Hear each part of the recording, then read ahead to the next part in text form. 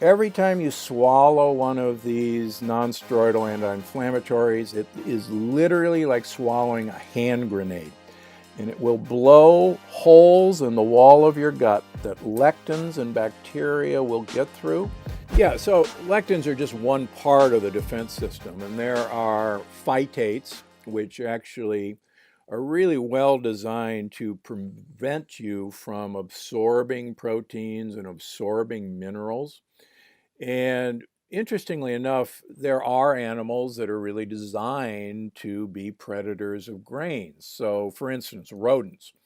Rodents are grain predators. And one of the things I point out in my book is that rodents in general have 10 times the amount of what are called proteases that break down these anti-animal compounds.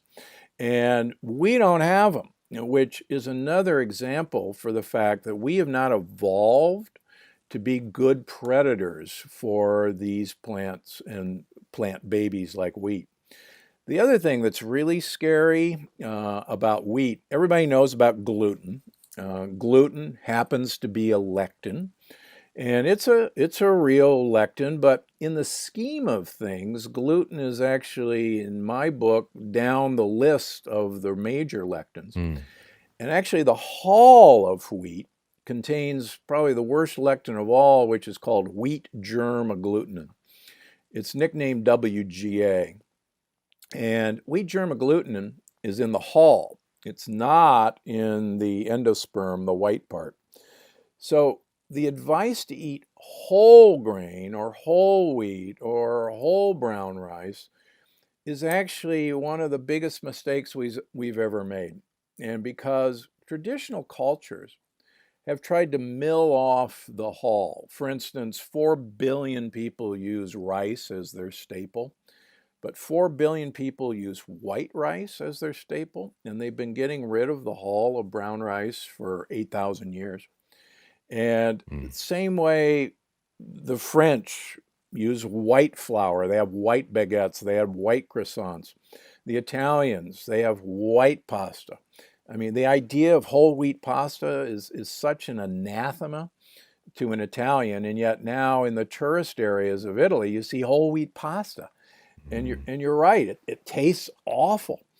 And the Italians have been throwing the hull away for, generations, because that's where one of the big problems is. Yeah, I'm so glad you brought this up because the French paradox, and you talked about this in the book. We see about half the rate of heart disease with the French who are eating the foods that you just talked about, and also, and you mentioned this as well, they live about 2.5 years longer on average.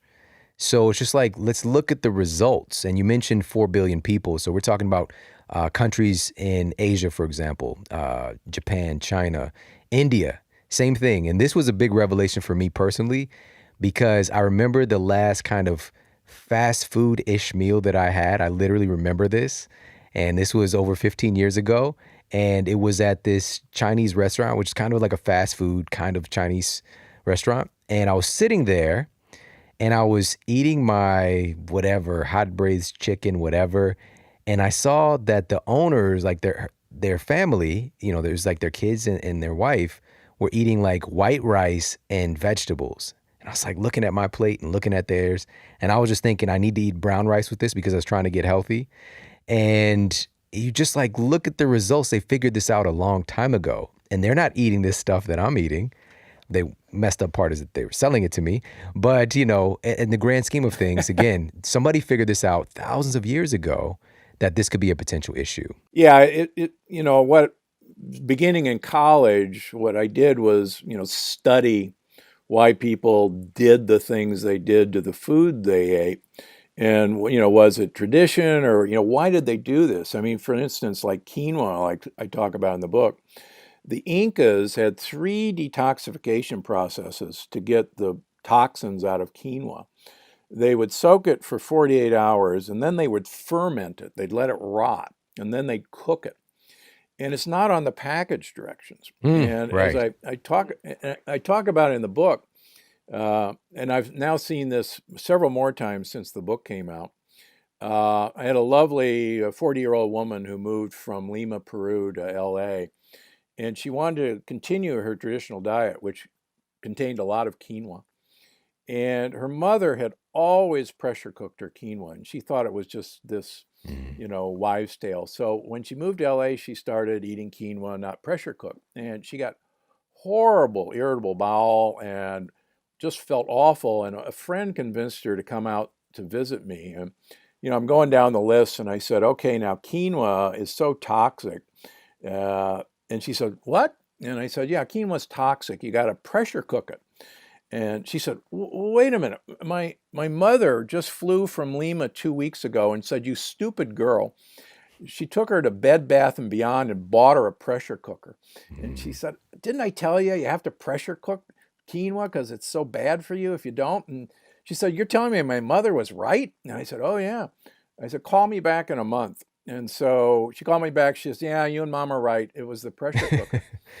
And just last week, I saw a woman from Brazil who, up until they were 11 years old, her mother always pressure cooked her rice and beans. And then their pressure cooker broke and they Mm. stopped pressure cooking the rice and beans.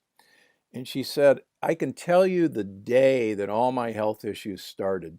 It was the day my mother stopped pressure cooking rice and beans. She said, I started developing allergies. I lost my tonsils. I, got an autoimmune disease. And she said, I read your book. And she said, holy cow, it was like somebody turned on a light bulb.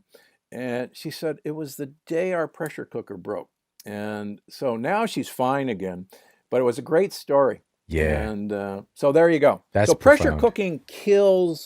pressure cooking breaks lectins. It won't break the gluten lectins, so don't go home and pressure cook your, brown rice or your wheat. It won't work, but it'll kill all other lectins.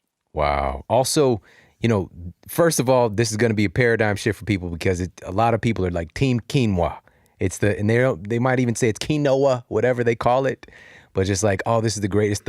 It's the ancient grain, right? The marketing is so fantastic. But you mentioned that it doesn't have the instructions on there on how it's traditionally used. Yes, it's been used a long time, but we got a little bit skewed here in our approach to it. And so even for myself personally, I always soak it and it gets sprouted and then you cook it as well, and even seeing different cultures who have had the great opportunity to work with people from all over the world and seeing how many cultures ferment these type of foods, these grains, and making breads and things like Yeah, that as well. that's exactly right. Fermentation, bacteria and yeast are very effective at eating lectins. So, believe it or not, we have bacteria that are perfectly capable of digesting gluten. And interestingly enough, if you go on a gluten-free diet, those bacteria have nothing to eat and they leave our guts. And then you take a person who is only marginally sensitive to gluten and then reintroduce gluten after they've gone gluten-free, and they'll really feel the gluten because the bacteria that were protecting them are gone. And that's another thing we talk about in the book. We have multiple layers of protection against these plant compounds that we've evolved. So plants have their system, and it's like setting up an NFL lineup. Let's talk about the offensive line, and okay, now let's set up the defense. And we have these multiple layers of really yin and yang, a warfare between plants and animals. And the longer we study traditional cultures and figure out, okay, how did they do this? And fermentation was a huge part of this. And breads still in Europe are always raised with yeast or sourdough cultures. And people have to realize that breads in the United States and North America, now we don't use yeast to raise breads anymore. We use an agent called transglutaminase, which is really nasty stuff. Right, But that's a right. whole nother subject. Yes, and all of this stuff is in the book, and I'm so glad that we're talking about this because I want to talk about for people because this is a big paradigm shift when you start to think about, wait a minute, I'm a plant predator. Plants don't want to be eaten. And you start to become more conscious of these things because, you might have that same perspective with animal foods, but this can be a real paradigm shift. But the question is, what are our defenses? So, first line of defense is mucus. Now, I mentioned to you that lectins are proteins that look for sugar molecules. And mucus is mucopolysaccharides. Polysaccharides means lots of sugar. And so mucus actually traps lectins. And next time you bite into a jalapeno pepper and your nose starts to run, realize that your nose is running because you have sensed lectins and you are producing mucus to trap them. Now, mucus, yeah, so it's called gustatory rhinorrhea. Now, there's another great line I can't help but using. Uh, there are no animals that would take a second bite of a jalapeno pepper, Or ghost except pepper. There's ghost pepper or a ghost challenges. I don't know pepper. if you've seen these, Dr. Gundry. It's insane. It's insane. Before I grew up, I used to do a lot of crazy ghost pepper challenges and wondered why I had arthritis and things like that. But that's another subject. Birds don't react to these things, and that's why they're called bird chilies, because birds are the only animals that are Interesting. adapted to eating chilies. By the way, a chili pepper is an American nightshade family, so we're not designed to eat them. Sorry about that. So, mucus traps lectins. Mucus lines our entire GI tract. And those of you who have heartburn, I can guarantee you that it's because you're eating major lectin containing foods that have actually absorbed the mucus that protects your esophagus from acid. And I used to have horrible heartburn, and I don't anymore because I now have my mucus layer intact. Mucus also protects the lining of your gut. And number two in our defense system is actually acid in our stomach. Now, acid is really good at, believe it or not, breaking down protein. That's what it's there for. And lectins are a protein. So a lot of lectins are digested by acid. So that's number two. Three is bacteria in our gut. I mentioned before that the bacteria in our gut are actually pretty doggone good at eating lectins if they've evolved to eat them. Now, the longer you're exposed to a plant and its lectins, the longer you have in place bacteria that have evolved to like to eat those plants.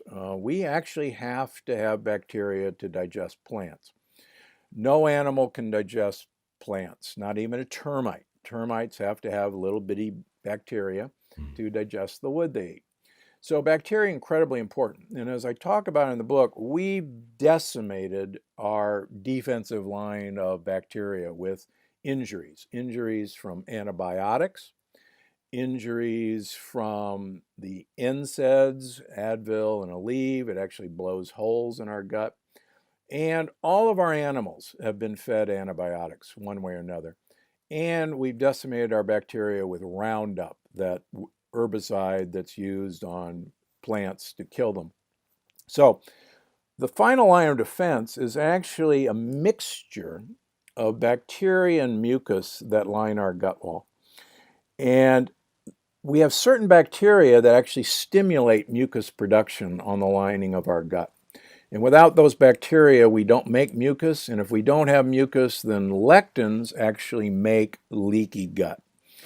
And I can tell you that almost every one of us has some degree of leaky gut now. And I used to think it was a myth, and I can tell you that I see it now every day. Everyone with autoimmune disease has a leaky gut. And we can repair our leaky gut with high-dose vitamin D and lots of fish oil, but primarily by getting lectins out of our diet. Wow. Wow. Wow. There's so much good stuff here. I think that, and just to backpedal a little bit, when you talked about the quinoa earlier, for example, and there's certain compounds, even like the saponins that are in quinoa. These are like soap-like sugar molecules that can cause you this irritation. So I'm wondering, but there's a hack for that. So I know people are like, Dr. Gundry, bro, can I not eat spicy food? So what are some of the foods? How do we actually attack this situation when we're so used to our way of being?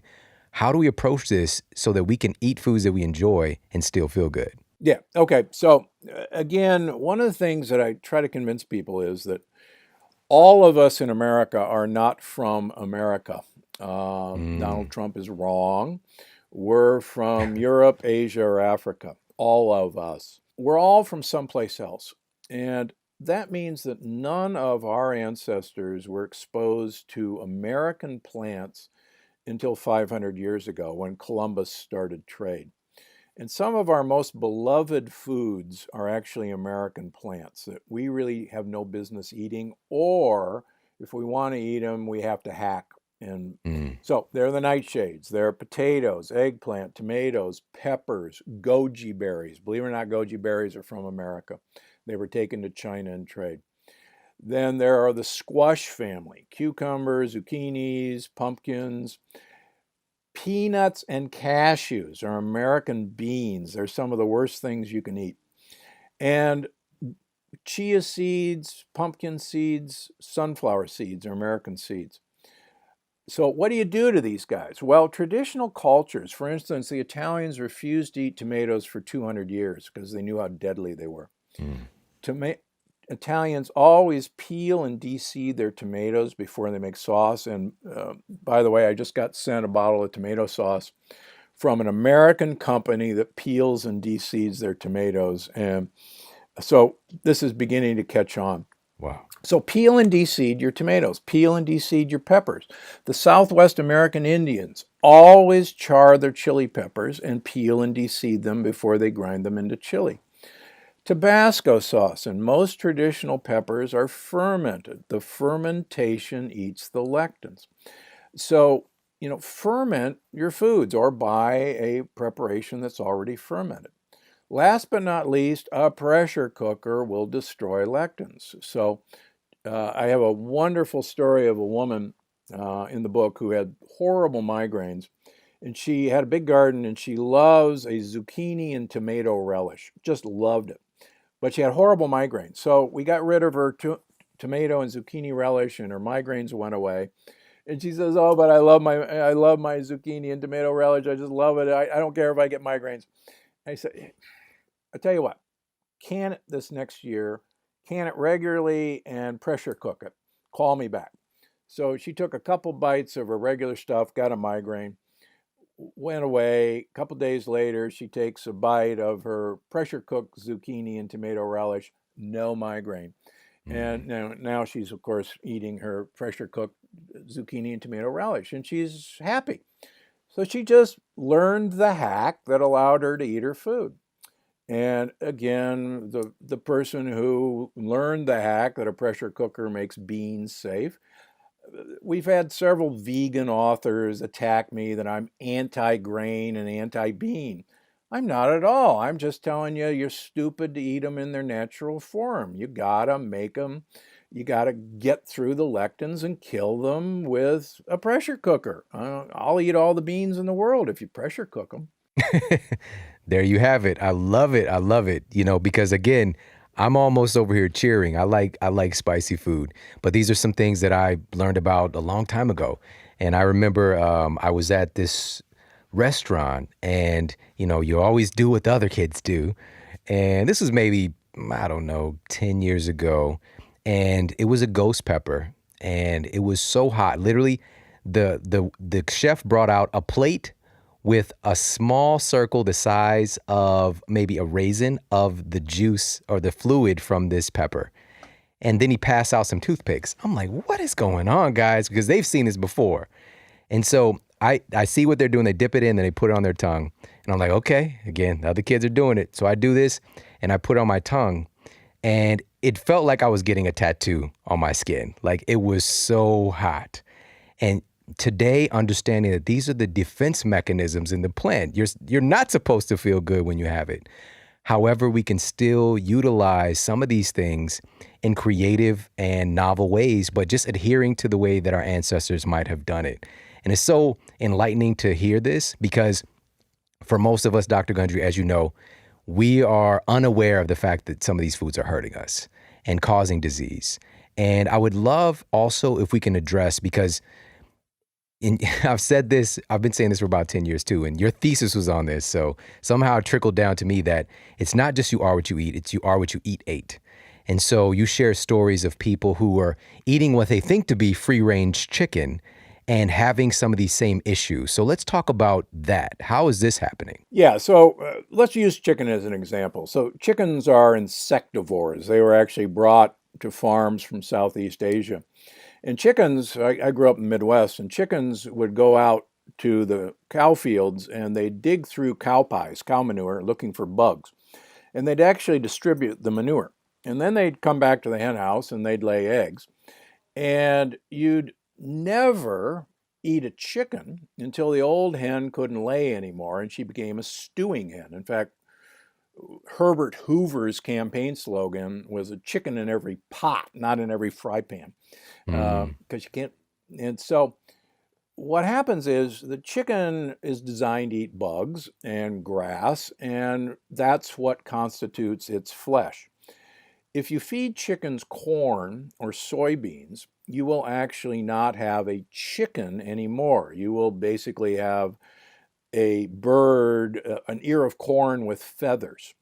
And one of Yeah. the things that I read about a number of years ago, that there will be lectins in the meat of these animals that are eating corn or soybeans or wheat that they weren't designed to eat, and that we will react to them. And I really thought it was kind of, wow, that's really out there, until I started seeing these people with autoimmune diseases. And one of the most striking ones is a woman who I actually saw recently again. She's a psychologist in LA who had horrible lupus, one of the autoimmune diseases. And she had all these rashes, and she was on immune suppressive drugs and knew how bad those were. So we got her off of all those, and we took major lectins away from her. And I said, now look, if you're going to eat chicken, eat a pastured chicken, chicken that went out and ate bugs. And she said, okay, got it. So we saw her back, and all of her rashes went away, but she still had some eczema on her eyelids. Mm. So I'm going down the list of things, and she's a saint. And I get to chicken. And I said, okay, now you're eating pastured chicken, right? She said, oh, yeah, I eat organic free range chicken. I eat a lot of it. And I said, wait a minute. Organic means that they were fed corn and soybeans that were organic. Right. And free range means they were kept in a warehouse and they were only let outside 5 minutes out of every day, if they got out at all, because there's 100,000 chickens in the warehouse. And they open a door legally for 5 minutes a day. That's the definition of free range. And she said, oh my gosh. I said, okay, go home. No more chicken. The only chicken you get is a pastured chicken. Calls me back a couple months later. She says, you're right, eczema's gone. That was it. Yeah. And I see this sadly all the time. A chicken is not a chicken anymore. Just like a cow that eats corn and soybeans is not a cow anymore. A pig that's fed corn and soybeans is not a pig anymore. And we have, just because these animals look like what they used to look like doesn't mean that their flesh is the same.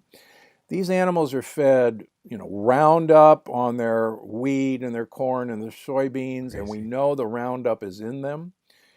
Even if it says antibiotic free, it's a lie. You probably heard recently of a natural food company in Georgia that was advertising antibiotic free chicken, and 70% of the chickens still had antibiotics in their meat.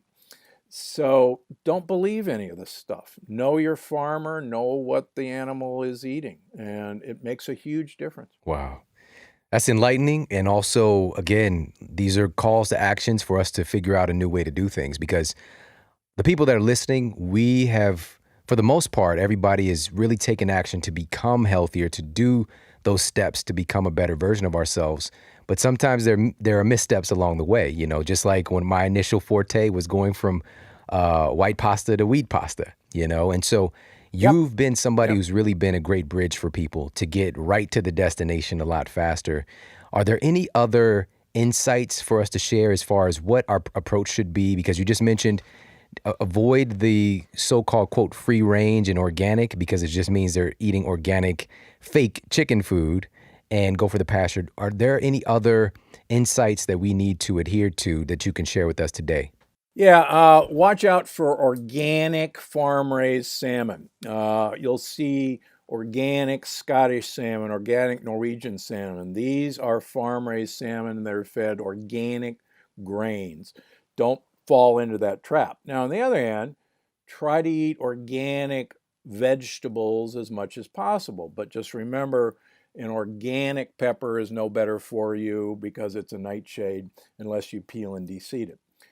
The other really important thing for people to realize is that a lot of people who work out think, well, I'm sore and I'm going to take an ibuprofen or a Aleve or an Advil and that'll be great. Yeah.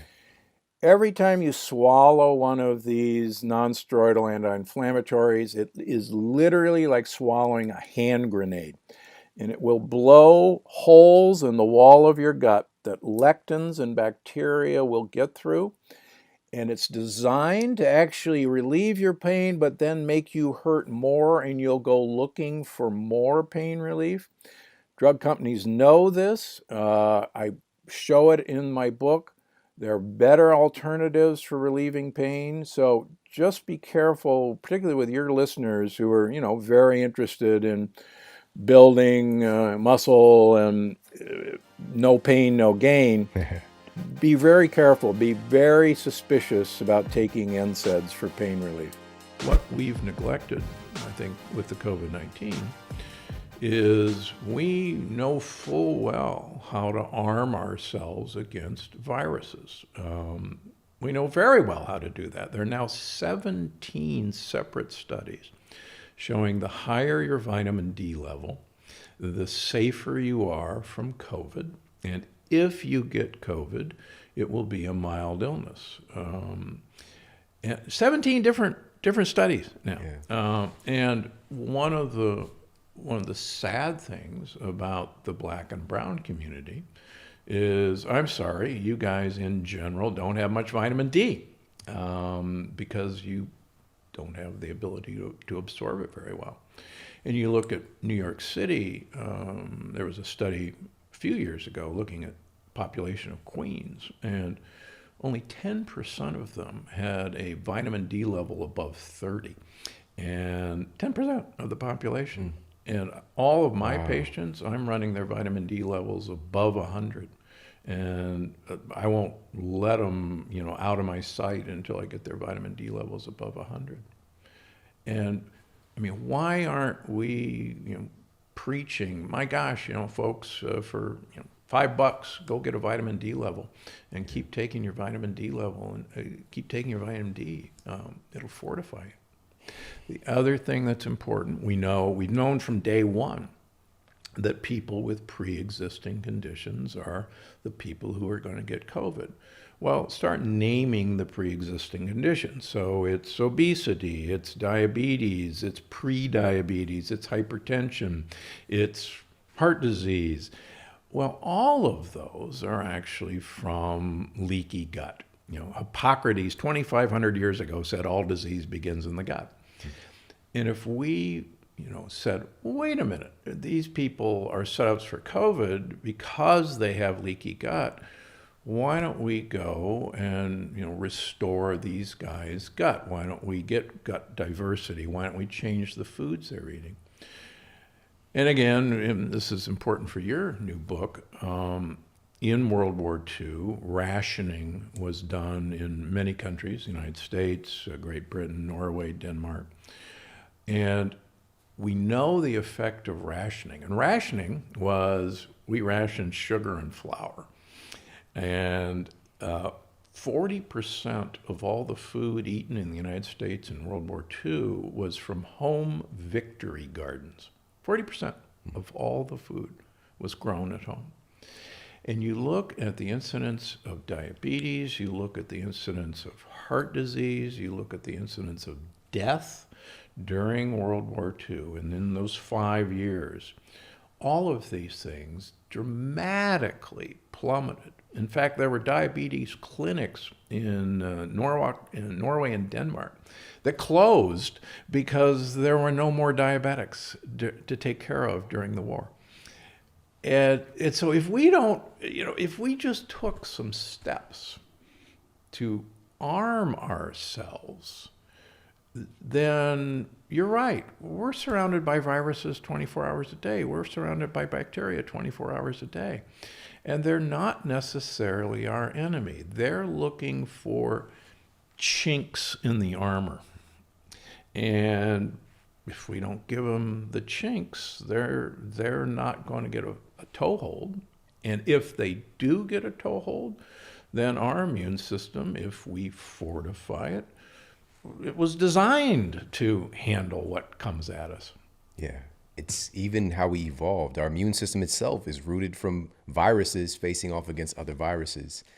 And one of the strangest things that is not really being considered is the fact that we all are carrying around pathogenic, what we call these, quote, opportunistic organisms all the time that can potentially make us sick and some even kill us. But it's when we're compromised, it's when our immune system is compromised that these things can, like you said, get a foothold on us. So why are we not talking about taking care of our immune system? Why are we not talking about fortifying our health?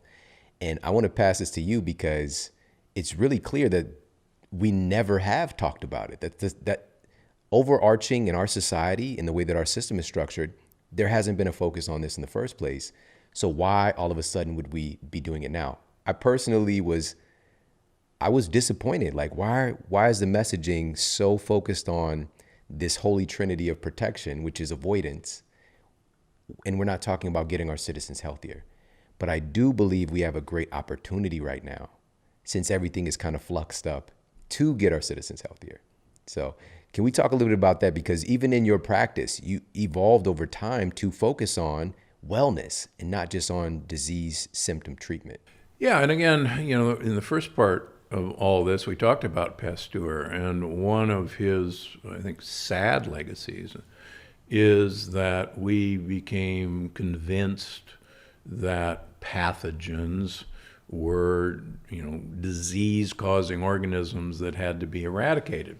And, don't get me wrong, I don't particularly like malaria, but I think that really started our entire focus in medicine, in allopathic medicine, that, we should go after, eradicating pathogens as a cause of disease. And I think that really permeated almost everything we did in medicine. And rather than looking at the organism as a whole and, going back to Hippocrates, Hippocrates used to teach that there's, within all of us is translated from Greek, a green life force energy that every organism has that wants, for lack of a better word, perfect health.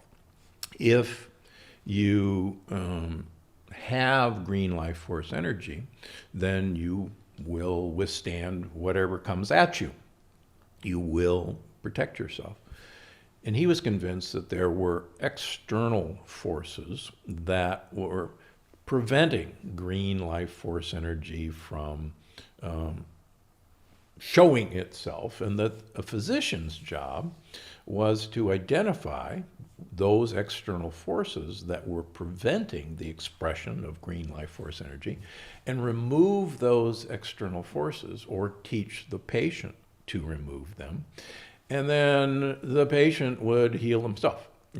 And what's fascinating is Hippocrates was absolutely right. So what I've done in the last 20 years is I just do detective work and say, okay, what are these external forces, many of which are food, and many of which are the products we've made to keep ourselves comfortable, and remove as much as we can. We can even talk about natural light, change these things. Yeah. And so let me give you a great example. Recently, I have a lot of snowbirds in my practice that, go away for the summer and then come back in the winter. And I have an 85-year-old woman who I recently saw who is a snowbird, and she came back this fall to Palm Springs, and she's married to an 86-year-old gentleman. She's in my practice. He thinks that what she and I do is just the silliest thing and wants nothing to do with it. And one of the things we did, among other things, I always run everybody's vitamin D very high. I've never seen vitamin D toxicity. And we do a lot of other things with food, as you know. And he just poo-pooed it. And yeah, he's 85, what the heck. So they both caught COVID-19 at the end of March. And so, I saw her a few weeks ago, and I said, well, wow, what was that like? And she said, well, for me, it wasn't much of anything. She said, I felt like, I had a bad cold for 48 hours, and that was it. She said, my husband wound up in intensive care for 56 days, nearly didn't make it. He just got released from the hospital 3 weeks ago. So he was in the hospital for literally 6 months. So she leans over to me and she says, guess what he's taken now? A lot of vitamin D. And he says, I should have listened to you. And just yesterday, before coming here, I have a Hispanic woman in her 50s. The entire family caught COVID, except her. She's my only patient. And her husband actually died from COVID, a 55-year-old gentleman, Hispanic gentleman. And so, this is decimating a lot of our communities. And I think it's because a lot of our communities, number one, aren't aware that food is one of the greatest ways that we can protect ourselves or learn to cooperate with the viruses and bacteria and molds that are always going to be present with us. And it's this balance that can be achieved. What's so fascinating for me, and one of the things I keep trying to impress upon culture right now is that, right now, somewhere around 70 million confirmed cases and of people who are okay, who survived. And the question is, how do they do it? Vast majority of them didn't even have any symptoms. We'll say somewhere close to half. How do they do that without some kind of medical intervention? Their immune system did what it was designed to do. And our immune system is literally made from food. It's made from our natural killer cells to our T cells. The list goes on and on. Our lymphatic system, everything about us is made from the food that we eat. This should definitely be a top priority, but I'm just going to ask you, why is it not a part of this conversation? Why is the task force not up there saying, okay, guys, make sure that you wash your hands, but also we really need to hone in on getting our food together as a society? It's bad for business. I had recently on my podcast David Kessler, who was the former head of the FDA. He's been dean of Yale Medical School, dean of UCSF Medical School. He's now on President-elect Biden's COVID task force. And when he was head of the FDA, the food nutrition label was made on the back of packages. And as he tells the story, when there's this much fat and this much sugar and this much protein, and when they were working on the sugar label, he wanted to make sure that everyone knew that carbohydrates were sugar, and that all carbohydrates should be labeled as sugar. And so this was sent to the Department of Agriculture, and the Department of Agriculture called the president and said, you can't let this maniac do this. And the president calls David Kessler and said, get over here. And big agriculture's there, big food's there, and they go, what are you doing? You can't tell people how much sugar is in these products. And he said, well, what do you mean? You know, that's what's in it. And they said, no one would buy this. And this is what we sell. This is what the Department of Agriculture does. Fix it. And so he tells this great story, and I'll tell it to anyone who will listen. He said, let's take a bagel. And he says, so you look at that, there's 0 fat in the bagel, there's a couple grams of protein in the bagel, and it says 33 grams of carbohydrates, 0 grams of sugar. And you go, oh, that's a health food. And he says, no. He said, it turns out that those finely processed starch molecules in wheat are so highly processed that it is more sugar than table sugar. And so if you do the calculations correctly, there are 8 teaspoons of sugar in that healthy bagel that will raise your blood sugar faster than if you swallowed 8 teaspoons of table sugar. And he said, and you won't see it on the label because we're not allowed to tell you. Wow. That's really messed up. It's really messed up. And, you know, I give a lecture to the diabetics. And during the Obama administration, when Michelle Obama was planting victory gardens at the White House and was educating kids, particularly in the black community, about the importance of fresh fruit and fresh vegetables, at the same time, the Department of Agriculture signed a deal with Domino's Pizza that they would pay $100 million in free advertising for Domino's Pizza if Domino's Pizza would add twice the amount of cheese to their pizzas than they were previously. And they actually made a big fanfare of the fact that the Department of Agriculture was supporting, you know, our farmers, our dairy farmers. At the same time, Michelle Obama was supporting, you know, healthy eating. And so that's the tug, that's the tear. And, you know, and this is people listening to you, people have to be aware that nobody from up is going to tell us the right way to eat. This has to be a grassroots movement, and it has to start with all of us. Yeah, thank you so much for sharing that.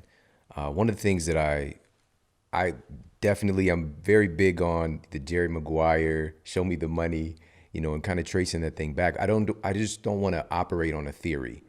And so, of course, the theory would be that the major crops that our government provides subsidies for, hundreds of billions of dollars, are making us sick. That's the theory. But I went and traced it, and I came across an incredible study, and they tracked the pathway of these massive factory farmed crops, you know, the wheat and the corn and all these things that largely show up through the drive-through window and in processed foods. And they tracked the consumption, and the folks who had the greatest consumption of these government subsidized crops were 40% more likely to be obese. We know this. Yeah. And these are the very foods that our government is funding for us to eat. And then it circles back around to us getting caught in the system of medicine. And now we're paying for pills. But the funny thing is, even when I say our government, we're paying for it. Sure. That's the most messed up part, you know? And I think that if we really get this, we can demand better. But I just think we just don't know that this is happening. And so I'm so grateful for the work that you're doing. And I would like to talk about something else that just keeps popping up in my mind as you're talking, which is yesterday, I looked out the window and I saw the mailman pull up to my neighbor's mailbox. He already had gloves on. He sanitized his gloves, his hands with the gloves. Then he reached for the mail, put in the mailbox. He pulled up to our mailbox, sanitized his hands and his gloves, reached for the mail, put in our mailbox. And I'm sure he kept doing that all the way down the street. And my question is, we know that many of these products are, you know, they're designed to kill small things, right? It's what they're meant to do, antibacterial, antiviral, whatever the case may be. And now we're at a place where even when I went to the DMV, once you get up from your chair, literally somebody comes over and starts spraying down the chair, wiping everything down. Could these products be creating a problem for our health as well, that we're so we're not just using, now I believe we're overusing to the degree that, when kids are in school, if they get to go to school, they have so many of these crazy synthetic dangerous products that obviously they're going to be inhaling, obviously they're going to be interacting, putting on their skin. Should we be a little bit more aware that this is happening? Yeah, the idea that these disinfectants are going to protect us is, particularly with COVID-19, is a bit naive. Uh, COVID-19 is really an airborne virus, and it really does not survive well on surfaces for very long. And what's fascinating about COVID-19, and there's some really cool studies out of China that are just now being published about transmission in restaurants. And it actually has to do with airflow, where the fans or ventilation or open windows are in restaurants. And they've tracked through really good contact tracing, who was getting it. And so, for instance, if we're in this room, if someone across the room is facing me and I happen to have asymptomatic COVID, and the window behind me is open, then that person facing me has a pretty doggone good chance of catching it. Whereas if that person is opposite and facing the other way, he's not going to get it. And same thing with the tangential people, they're not going to get it. So it's the air movement that's actually critical. So all the little hand washing things out in the mailbox, that's not going to protect us. But you're right. I mean, we learned with Ticacin, which we used to be in all of our toothpaste, it used to be in all of our antibacterial cleansers, that this thing is a major estrogen disruptor. Yeah. And, talk about promoting obesity by sanitizing, our skin and sanitizing our teeth and our mouthwash. Little did we know that we were, swallowing an estrogen-like substance. And it's like, oh, I don't want to do that. And who knows what, the rest of these products are going to have. We just don't know. That's not what we need to do. We need to fortify our cells. We need to become, one with the earth, to be, silly. If we have a great terroir, there's really not much that's going to happen to us. Yeah, we might catch COVID, but like you say, the vast majority of people who catch it are just going to have a mild interaction with this virus. We have mild interactions with viruses probably every day that we're not aware of, and our immune system takes care of it. May I bring up one other point about that? Please do. Okay. So we hear about cytokine storms.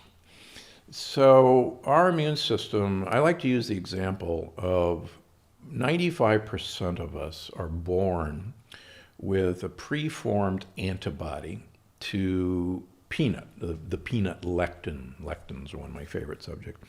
So 95% of us are born with an antibody that if we see a peanut lectin, we should hate it.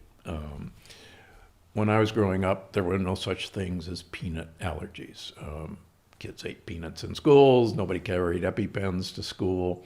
Now, of course, we have an epidemic of peanut allergies, and kids literally are carrying EpiPens to school. We've always had antibodies to peanuts. So why is it now that those antibodies are going crazy and they never did before? And that's because our microbiome, number one, educates our immune system. It tells the immune system, hey, we got you covered. We're the first line of defense. We're going to see these guys, whatever they are, long before you. We're going to eat them or we're going to detoxify them. And if they get past us, just chill out. It's okay. They're not as bad actors as you think. And immune system actually learns from our microbiome. And there's actually really cool microscopic pictures of filamentous bacteria going through the walls of our intestinal cells and making like kind of ET contact with, I mean, they're in our human cells, teaching human cells. It's like, woo. So the immune system learns. Now, contrast that now that we have a decimated microbiome because we've killed them all with all the antibiotics in our food and that we take. Not only that, we now have, most of us have leaky gut because of the things we eat. And now our immune system is on high alert. It's like our borders are constantly under attack. We're on threat level 5. And so if we see a potentially not very interesting foreign antigen, like, say, a COVID-19, before our immune system would go, yeah, that's a pretty interesting guy. Yeah, let's go eat it and, we'll be okay. Now our immune system drops a nuclear bomb and we have this cytokine storm calling our immune system, onto high alert. And it's no wonder that these cytokine storms are happening to our people with pre-existing diseases. And so it's no wonder if you don't have these pre-existing diseases and you've got yourself in good immunologic shape and you got a healthy microbiome, then it's just, it's another interesting virus. This is beyond fascinating and such a needed conversation. And I know folks are wondering what they can do. Obviously, there's been a lot of framing of fear, worry, uncertainty, an incapability to even take care of oneself, just hide out and wait for a solution to come along. And of course, we've talked about, of course, you want to be intelligent, exercise, caution, but most importantly, we have to be a little bit more empowered in getting ourselves healthier and more resilient. So if you could, you've already mentioned one, which is the vitamin D piece, which is so important, especially as you mentioned, for folks with more melanin. It's like built-in sunscreen, and so we evolved in a space where, we got a lot more sun exposure. And so your body kind of builds up a resistance. So you need a little bit more. So if we can, of course, get some sun exposure, but really important right now, I think, would be to supplement with vitamin D. So if you can talk about where we should target there, and maybe one other thing, maybe two if you can, if you feel called to, things that we can do right now proactively to make ourselves more resilient. Let me give you something else that we learned from World War II. Now, I've already talked about when rationing was instituted, how much healthier everyone got. Certainly that's number one. But one of the striking, sad findings, and that was actually really important, was the concentration camp survivors. Obviously, large number of people died in concentration camps, but the survivors, who were literally starved to death for the most part, one of the shocking things among the survivors was that these people never were ill, never got the flu, never got a cold, never got cancer. And you would have thought that in their profound weakened condition, that they'd be a setup for, catching a death of a cold, getting pneumonia, but they didn't. And that was actually, researchers said, that doesn't make any sense. Their immune system ought to be shot. They should be a setup. What's the deal? Well, it turns out that fasting is actually one of the best ways to make your immune system strong, because we're designed, and I talk a lot about this in my books, we're designed in crisis, if you will, that our green life force energy will empower every system to protect you, because if you don't make it through this hard time, you're not going to be around to reproduce. And at the end of the game, that's what we got to keep around to do. So it was actually these concentration camp survivors that were the impetus, sadly, to find out why simple fasting actually gets your immune system revved up to protect you. So what I ask people to do is, folks, just start skipping breakfast. If you wanted to do one thing to change your ability to fight infection, skip breakfast. And everybody goes, but breakfast is the most important meal of the day. Well, I can assure you that our ancestors didn't crawl out of the cave and say, what's for breakfast? There wasn't any breakfast. There wasn't a refrigerator. There wasn't a pantry shelf. There was nothing. We had to find, break fast. And you look at hunter-gatherers like the Hansas, they don't eat breakfast. They head out and they may eat breakfast at lunch. But we're designed not to eat breakfast. Breakfast is a cultural phenomenon, and quite honestly, Big Food taught us that breakfast is the most important meal of the day. Remember, no one ever ate a bowl of cereal until 1906. Never existed. The Brits never had a bowl of cereal until 1941 when America arrived and brought it. Didn't exist as a food. Yeah, it's, just quickly, a fatal convenience is one of those things in our world that you use, cell phone, deodorant, shampoo, laundry detergent, paint, disinfectants, hand sanitizers, blue jeans. It's literally things that you don't think about. You use them every day. But as we've scaled and as we've commercialized and as we've capitalized, there has been places along the way where we've chemicalized these things. And so as we use them, there are things we're using every day that are actually undercutting us and our health. And the origin is very interesting because it had like a layered effect on me. So my father, if you really want to see the story, to really understand why it affected him so much, he had what was called a chemical sensitivity disorder before any of this stuff ever was known, right? It was in the late 80s, early 90s, where all of a sudden my dad, a perfume, a smell, a cologne, a shampoo, a deodorant, any type of artificial smell, neurologically and immunologically would throw him off. And when he would tell you, and he'd be fogged out, and this is a bright, tenured professor, right? He would start complaining and the headaches, and you kind of was like, when you first heard about it, I was like, gotta be in his head. This sounds weird, right? What do you mean? And over time, he would then teach us as a family. Then I graduated college. I'm now in Colorado, and in the early 90s. And so he keeps saying, like, hey, if you're going to come back and you got to use these shampoos and these deodorants if you want to be around me, and you can't wash your clothes with these things, and like these are the criteria to hang out with my dad.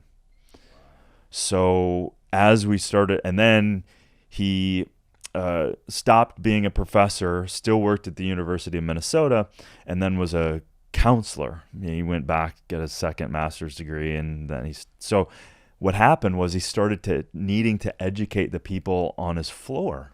He'd send out these letters saying, hey, sorry, could you please not wear all of these things? They're kind of toxic and poisonous to me. And again, it was like, pushing a massive boulder uphill. No one heard of this stuff. And it's a real thing, and chemical sensitivity, and make VHS tapes and give them to everybody, then see these reports and all this stuff. And then over time, as I kind of desensitized myself and using these non-toxic products, I then became sensitive to the invasion of the perfumes and the colognes and all, and it would and I would feel weird because I wasn't using them anymore. So the long story is how and why some of that setup happened to my father.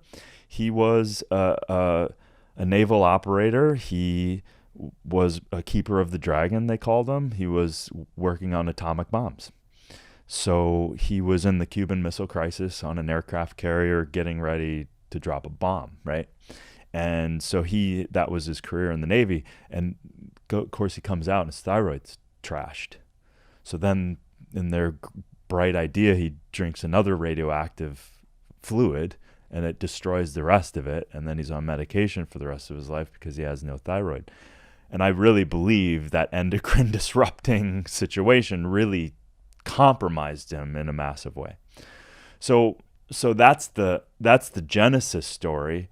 And then as I kind of continued down that path, the first Dr. Mohsen Hurmanish, who's kind of a sixth generation farmer but researcher and PhD, he dropped this bomb on me 20 years ago.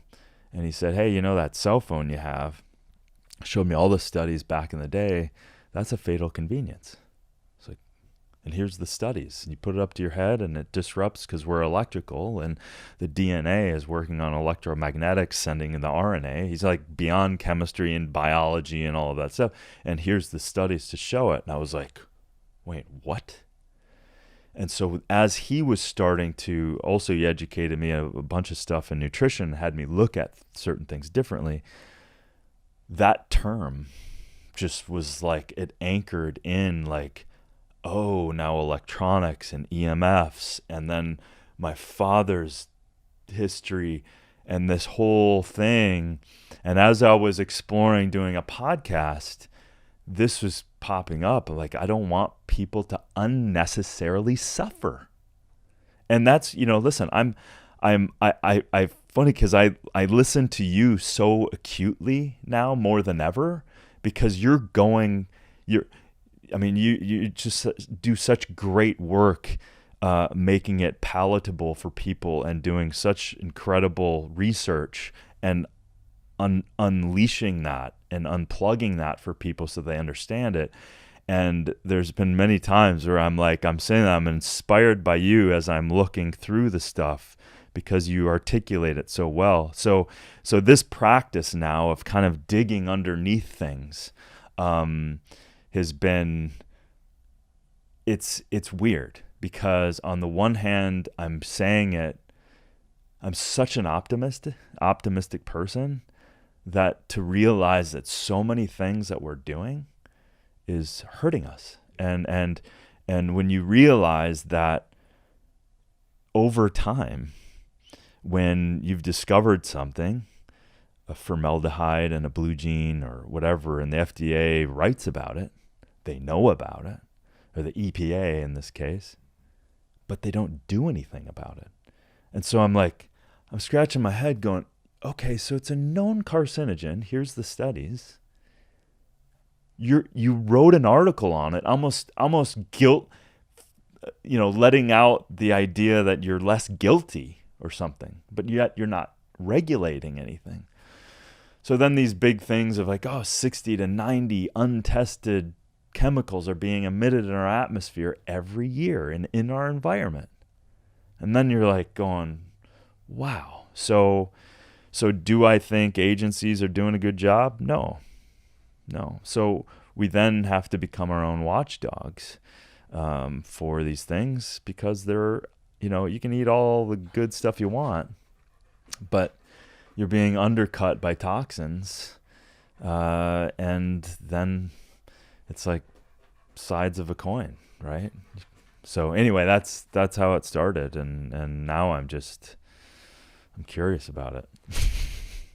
It's so interesting because I've been bringing up this point as well. I would love if these regulatory entities really were looking out for us. I would love if that was the truth. Yeah. But the EPA has approved 40,000 different chemicals for use in pesticides. There's it's insane. And the Environmental Protection Agency is supposed to be, we're a part of the environment as well. So they're supposed to be looking out for us. Yeah. And now, chemicals like chlorpyrifos used as a pesticide, well documented, increased incidence of miscarriages, developmental issues for babies. The list goes on and on, but it's caught up in red tape, because companies, it's cheap. They get it down to a certain price point where it's easy to the yield of the crops and all these different things. these manufacturers, their concern, your health is not their concern. That's the big thing I think that we need to get. And also putting our trust in these regulatory agencies, like, oh, it's FDA approved, or it's the EPA, whatever. That's just not the reality of things. And so this is the point that I want to make is, for me, I'm very big on, like, let's just look at the results. We have the highest rates of cancer, heart disease, diabetes, Alzheimer, ADHD, kidney disease, liver disease. The list goes on and on that we've ever seen in history. Yeah. And we're supposed to be so evolved that we'd figure some of these things out. Why is everything so bad? And what you're bringing up is, it's not just one thing. Yeah. It's this total, and many of these things are convenient things that we've really kind of, in a shadow way, just kind of bought into. We don't think about it, that are all kind of contributing to this chemical weird soup that we live in today. And no one knows the cumulative effect. No idea. And so with even these regulatory things, it doesn't mean anything. Really doesn't. Their regulation of, their bisphenol A or their phthalates that show up almost in every personal care product that undercuts the hormonal system and disrupts it and contributes to liver and kidney disease and cancer. No one knows. So it's like, okay, cool. Well, you seem to try to regulate the shampoo, but what about the deodorant? And what about perfume? And what about the cosmetics that you're putting on your face? And so, like, can it be overwhelming? 100%. But it's like everything. You just have to kind of go one thing at a time. And I think the whole thing that I'm trying to do is I'm revealing a fatal convenience, but then I'm really trying to spend time with the solution, right? To get, like, hey, you don't have to not use the cell phone or the laptop or, dental floss. That super glide stuff has Teflon on it. Shown and proven already that it contributes to cancer of the kidney. So just because it's convenient and it slides through, it's got Teflon, and Teflon is the most permeated chemical in the world, period. So even that non-stick pan, throw it away right now. Throw it away. Now I use this bamboo dental floss, and I just put it under the water before I use it. I'm like, okay, now it works pretty much the same. It's like you just find these little techniques instead of like going, because once I'm like, I don't know if I want to put Teflon in my mouth. Yeah, and it's such a sensitive place as well. Yeah, you're going to absorb. I don't want to cook my food in it. Convenient for it not to stick. But is it worth that convenience for just punching you in the kidney cancer guts, right? It's like, well, this is, and I'm just going to be 1,000 with you. Some of these things I was even, I guess a part of me was like, I don't know if I want to talk about these things because of the fact of, like, for many people, it's not for me personally, but there are recesses of my mind that would still do this. But some people just feel like, I just don't want to know. Right. Don't tell me so it doesn't freak me out. Right. And it would be this concept of ignorance is bliss. It's a really twisted way to look at things, because it's not bliss. It's stacking conditions against you. So at least we can be enlightened about the things. We don't have to be neurotic about them. Totally. But it is your responsibility to know. And we have to stop taking things at face value, because we live in a very different world than what we evolved in. Yeah. So one of those things is, and again, we're keeping it 1,000.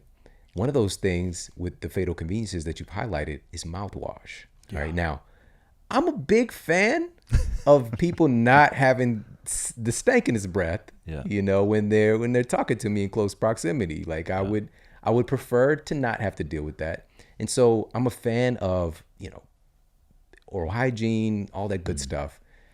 But the way that we've gone about it, wow. This is a little bit scary. Can you talk about this fatal convenience of mouthwash? Yeah. I mean, it's fun when I do these things, because you look at the history and the real, throughout literally from the Egyptian times, we all wanted good breath, right? So it's not changed. We don't want to. And actually, there was a point where they were using, I don't know why, but Portuguese, they had great urine for whatever reason, but people were using urine, and it's actually a very sanitizing thing, right?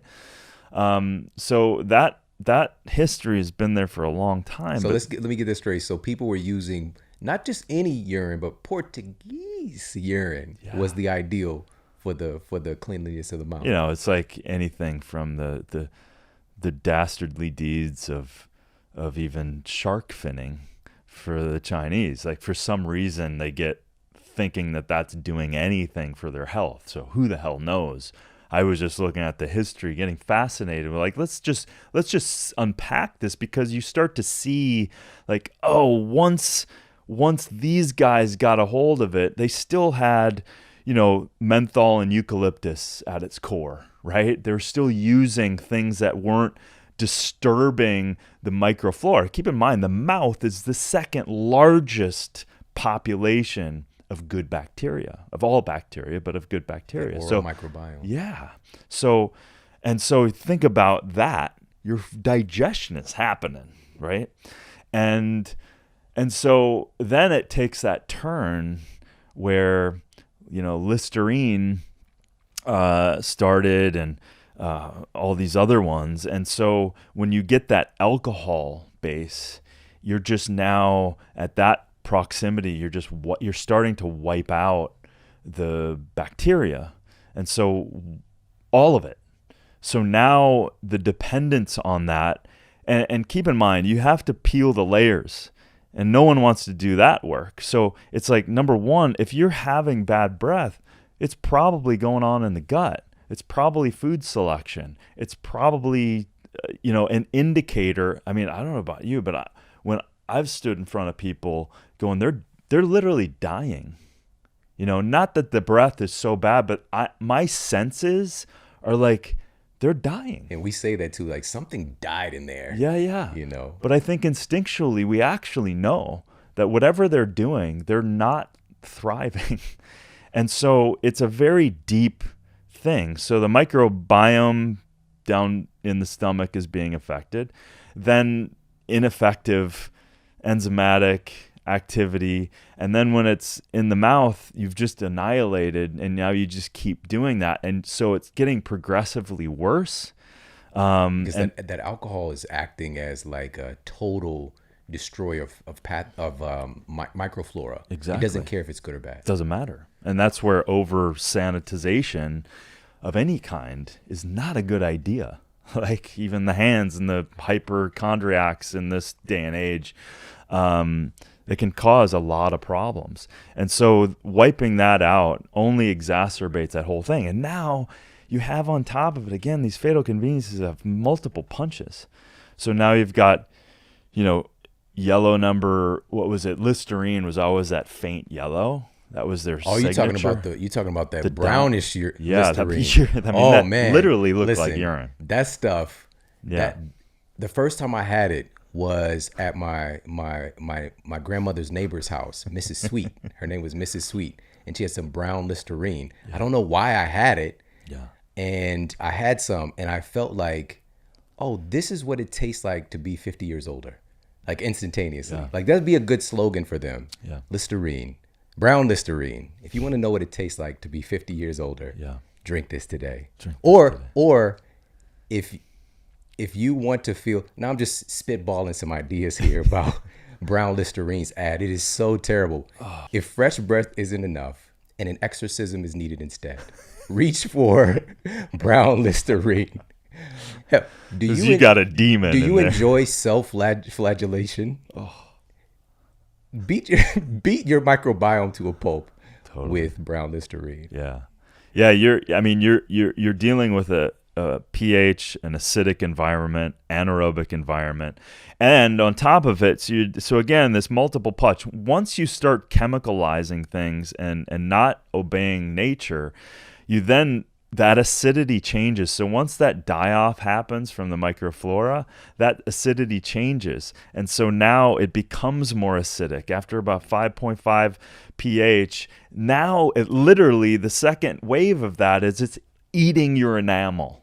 Yeah. So now you're literally kind of undercutting that, not to mention the yellow number 3s and the green number 6s, or if I've got those mixed up, I don't know, but those as well are carcinogenic and connected to cancers. So you're like, how many different, and some of these fatal conveniences, dude, I just have to literally, I mean, I'm working on a book right now where I can kind of dig deeper, but some of these things, there's so many, I just have to kind of go, okay, what's the top 3 things or one that we can focus on that is going on, so I can distill that down to go, this is bad enough, so let me just focus on that and tell people how gnarly this is. But when you start picking it apart, and not to mention the overuse of it, just destroy it.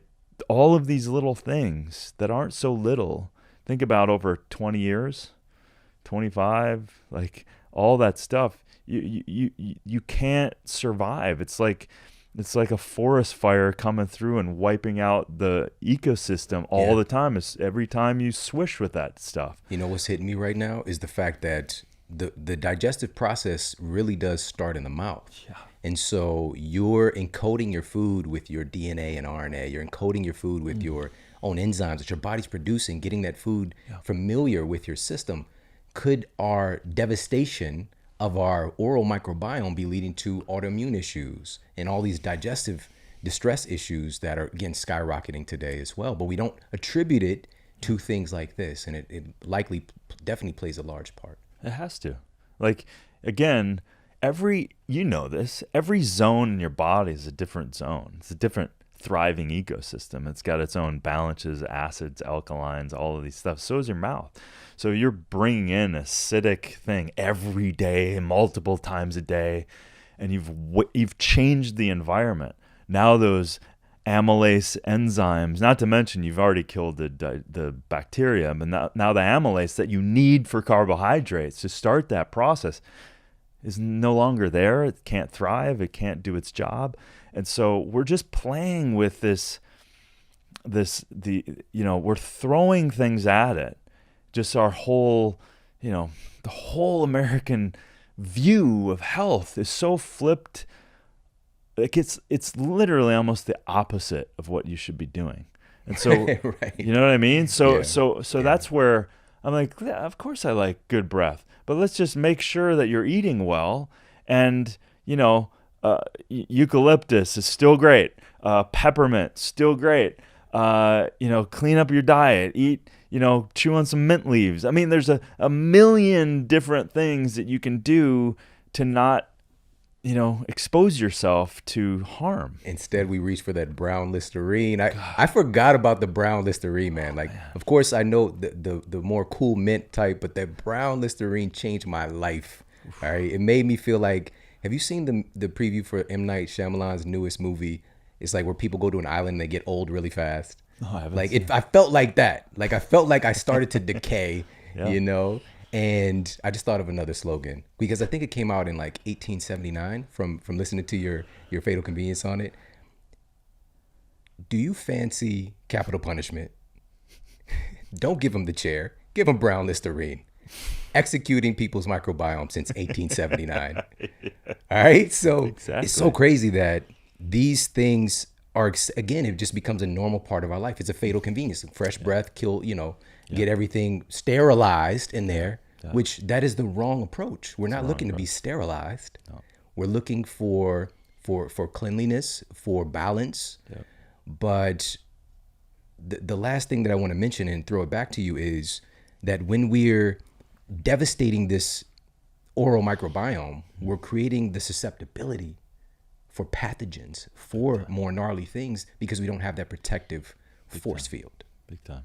Yeah, and that's think about that. I remember saying this in my book when I had this moment. I'm like, how vulnerable are we opening up our mouth and putting stuff in? Like from out here to in there. And now we're talking about the very start of that process.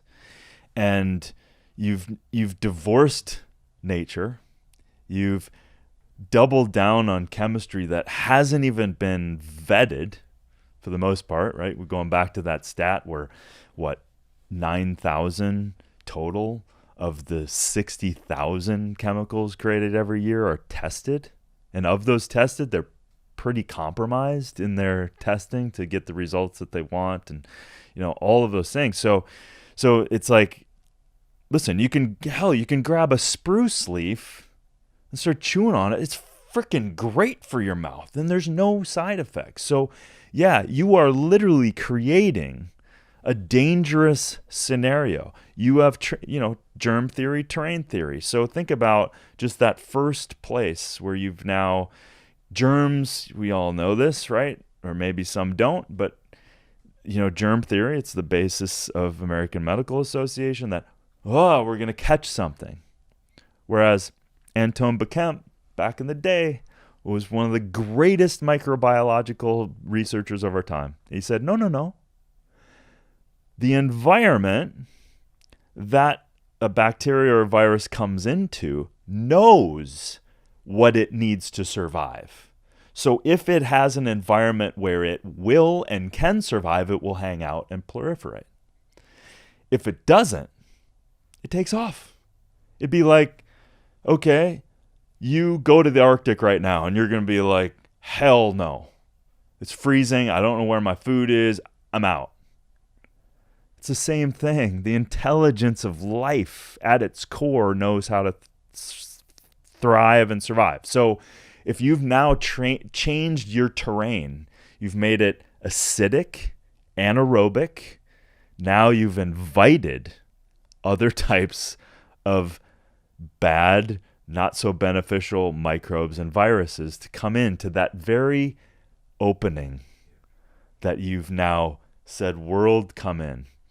So it is, can we be dramatic about it? Hell yeah, we can be dramatic about it. Stop doing these things that are literally undercutting and my whole thing, dude, it comes down to, I just want people to have a freaking great life. That's where it all comes down to. So listen, don't do that. Do this instead. And the cool thing is, if a bunch of us become aware of these things that are harming us, that naturally says, don't do that. And then we're not going to pay for those anymore. We're going to pay for these healthier ones.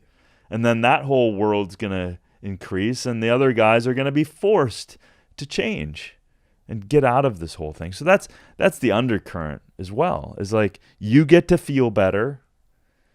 You get to have a healthier life, not being punched in the kidney with these chemicals or liver or whatever. And you get to start feeling better, right? And so it's just this whole thing. So we can't, in this day and age, we can't just pretend we got to just eat perfectly. I believe this to my core. I saw my father suffer. We also have to learn how to get away from the chemicalized food, processed foods, personal care, EMFs, the experiment that we're doing with no oversight. I don't care what agency and letters there are. There's no oversight, not for this magnitude. So it's on us. We're having this conversation. It's literally on us. You're doing it. You're peeling back these layers so that people can understand this is what's going on. So, but I like that because, I too grew up with the delusion that I thought, everyone had, governments were supposed to do what they're supposed to do. The UN's supposed to do what they're supposed to do. And I see a lot of failure. So I'm like, that's cool. Now we gotta, let's do it. And again, like I always go back to this example too, where I was like, water, right? So I'm in the middle I mean, literally to this day, I can see the scene. I'm in the middle of Africa. I'm looking at baobab. So baobab, Madagascar, Western Africa, Southern Africa, incredible baobab tree. It's incredible superfood, but it comes from these crazy places. And I was there. It's funny, whole funny story. But then I got involved with Raincatcher. This organization doesn't exist anymore, but it was a very simple way of filtering water. And I just saw this kid getting this water that just was just horrific. And there was animals and feces and everything else. And he needed water. And he was walking back and like, I'm like, how is this possible? And there's like more NGOs than you can possibly imagine in Africa. You can possibly imagine. There's more resources in Africa, food and precious metals. And like, so, okay, well, it's not working out. They're not solving problems. And then I'm like, well, where's the UN? Where are these? So I'm sitting there going, I'm watching Russian roulette play out right in front of me. And I'm like, let me clean that water. So I take the jerry can, dirt water. You know, I don't mean to go off on the water, but I'm making a point here. You know, many people throughout those areas have never seen what clean water looks like. So I clean this water, I show it to them, and boom, they have clean water, and there's no moving parts that they don't have to. It's the filter. And so it goes back to the same thing, full circle. Is like, I'm seeing it. It's people are being affected. I saw my father being affected. I'm seeing research. I'm seeing people. I'm seeing chemicals and stuff that are clearly disrupting hormones and causing cancer. So what am I going to turn away from it? It's right there.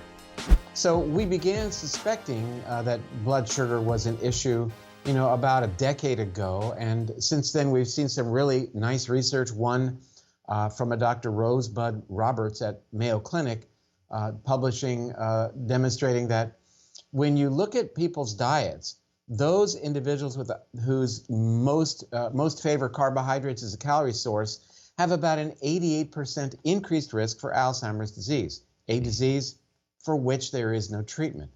Those whose diets favored higher levels of fat, the dreaded fat as a calorie source, actually had about a 44% reduction in risk for, again, Alzheimer's disease. And that really, from a dietary perspective, frames in where our discussion can go. And that is that a diet that's rich in carbohydrates, and especially simple carbohydrates, is one that ultimately leads to insulin resistance and elevated blood sugar. The brain absolutely does not tolerate elevations of blood sugar, even subtle elevations of blood sugar. An outstanding report appeared in 2013 in September in the New England Journal of Medicine, arguably one of the most well-respected medical journals on the planet. It was a very interesting study that took several thousand individuals, and at the beginning of the study, they did a cognitive study to determine how well their brains were working, and they did one other test. They measured their blood sugar. About 6.5 years later, they came back and they said, okay, we're going to examine your brain function. And then they said who had dementia by now and who did not. And what they found was a powerful, direct correlation between even subtle elevations of blood sugar and risk for dementia. And what was really interesting is in the conclusion, they stated that even mild elevations of blood pressure, well within the range of what your doctor is going to say is a normal blood sugar. Did I say blood pressure? You did. Blood sugar. Even if your doctor says this is still in the normal range, is already associated with elevation of risk for dementia.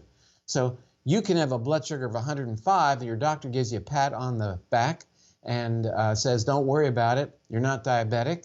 Everything's cool. You know what? It's not. According to our most well-respected research, it's not cool at all.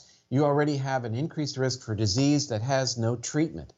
Our mission is to get that information out to everybody, to empower them to make choices. The idea of having a blood sugar being okay at 100 to 105 is not good enough.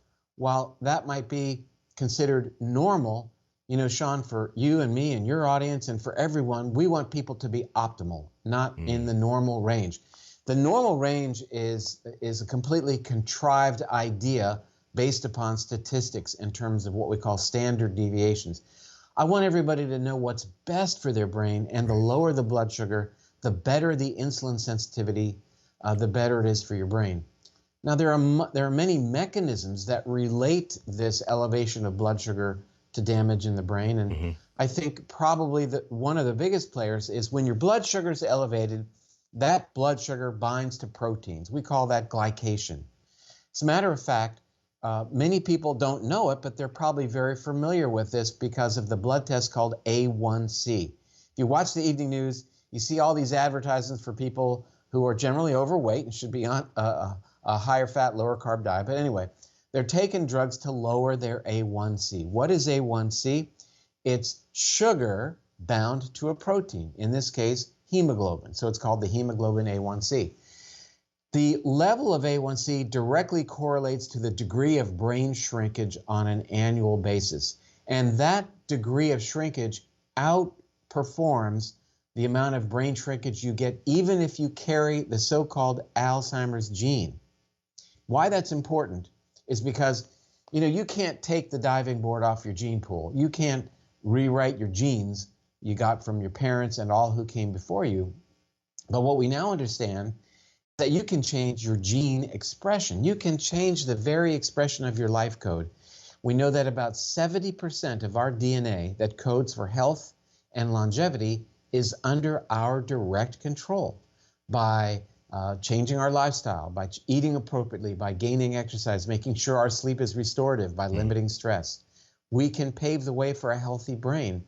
And that's very, very empowering, especially when we know that we have no treatment for our most dreaded brain condition, that being Alzheimer's. Yeah. Wow. It's incredibly empowering. At the same time, it's very sobering just for us to kind of like look at some of this and some of the confusion, especially when it's related to our blood sugar and how much that impacts our brain. In the book, you say that, and so of course, our blood sugar, one of the big players is insulin, which is an incredibly important hormone. We tend to think about diabetes in relationship to this, but you say insulin doesn't just escort glucose into our cells. It's also an anabolic hormone, meaning it stimulates growth, promotes fat formation and retention, and encourages inflammation. And all of those things are detrimental to our brain. That's right. And, you know, everybody recognizes insulin for what we all learned about, and that is it's what is secreted by your pancreas to lower your blood sugar after a meal. Okay, great.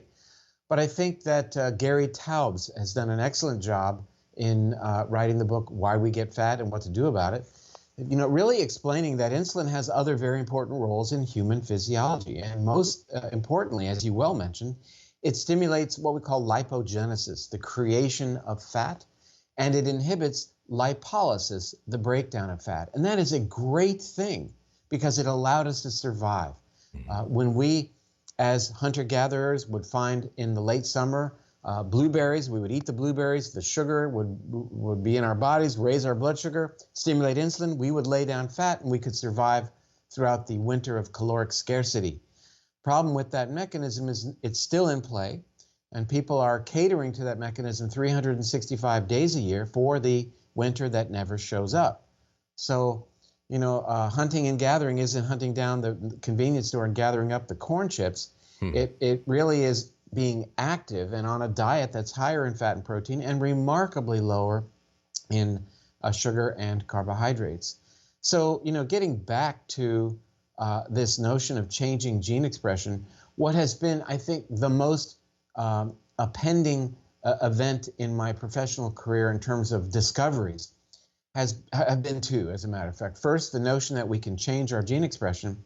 And second is something you alluded to just a bit ago, and that is that we have the ability to continue growing brain cells, to regenerate and repopulate our brains throughout our lifetimes.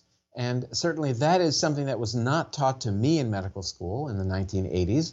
We were told you got a certain number of brain cells and that was it. And it was Pretty much we were on the skids after age about 18. It was a one way, and that was downhill.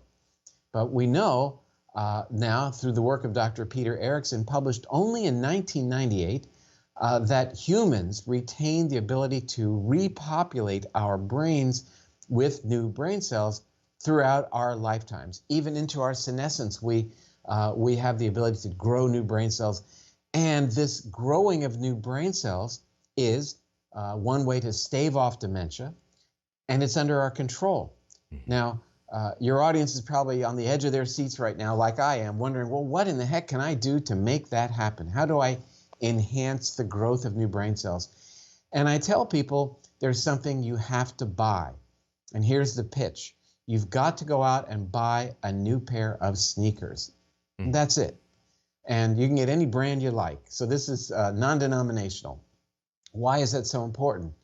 Because as we've learned from work at University of Pittsburgh, a collaborative study with UCLA, that probably aerobic exercise is the most powerful way that we can change our gene expression and flip on the switch that turns on the gene that makes a chemical called BDNF that grows new brain cells.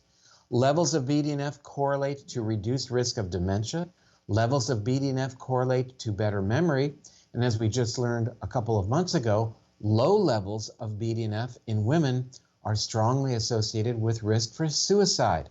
So this is a very, very important growth hormone that we can increase in our bodies by spending some time walking, dancing, on the elliptic machine, swimming, biking, whatever it is that you can do to get your heart rate up, and do it every single day.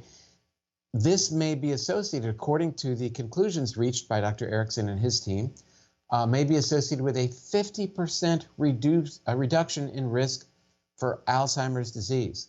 Wow. So I gave this talk just yesterday. Yeah. And I paused at that point. And I didn't want to ask how many in the audience have ever heard of that, because I know very few hands would go up. But I said, you guys have spent these 2 hours with me today. I am going to close the door until each and every one of you promises that you're going to take this to heart and make changes. You know, a lot of times when you give lectures, I know you know this. Yeah. Somebody, I mean, a lot of people say, oh, I heard Shawn today, it was really interesting, but that's as far as it gets. I want action. I really do. You know, that's the mission. It's your mission too, is we're giving out this incredible information that's halfway. The other half is, okay, then your audience gets it. They've got to act on it. Yeah. And, you know, this is knowledge that is hugely, hugely empowering. Yeah, as simple as that. The only thing you need to buy is some new shoes. So whether it's the Nikes you guys are rocking, or Skechers, or if it was like me when I was a kid, I wanted my mom to buy me some Pumas, and she literally bought me Panthers. All right, true story. All right, Panthers do exist. It's an off-brand shoe, and I strangely accidentally stepped in a bucket of paint. And I was like, I can't wear these no more, Mom. So that's so powerful. Just I would have worn them after the paint. They probably look great. Right. especially today. But it's so powerful to know that how much exercise can influence whether or not we have this.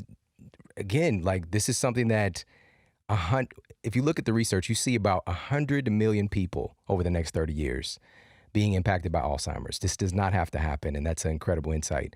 And by the way, when you talked about and you talk about this in the book as well, our thrifty genes and how we're kind of hardwired for this feast and famine situation. But today we don't even hunt, you know, and you talked about hunting, maybe going to the convenience store and hunting down some corn chips. I pictured like a guy wearing a loincloth with a spear walking into 7-Eleven. That would be hilarious.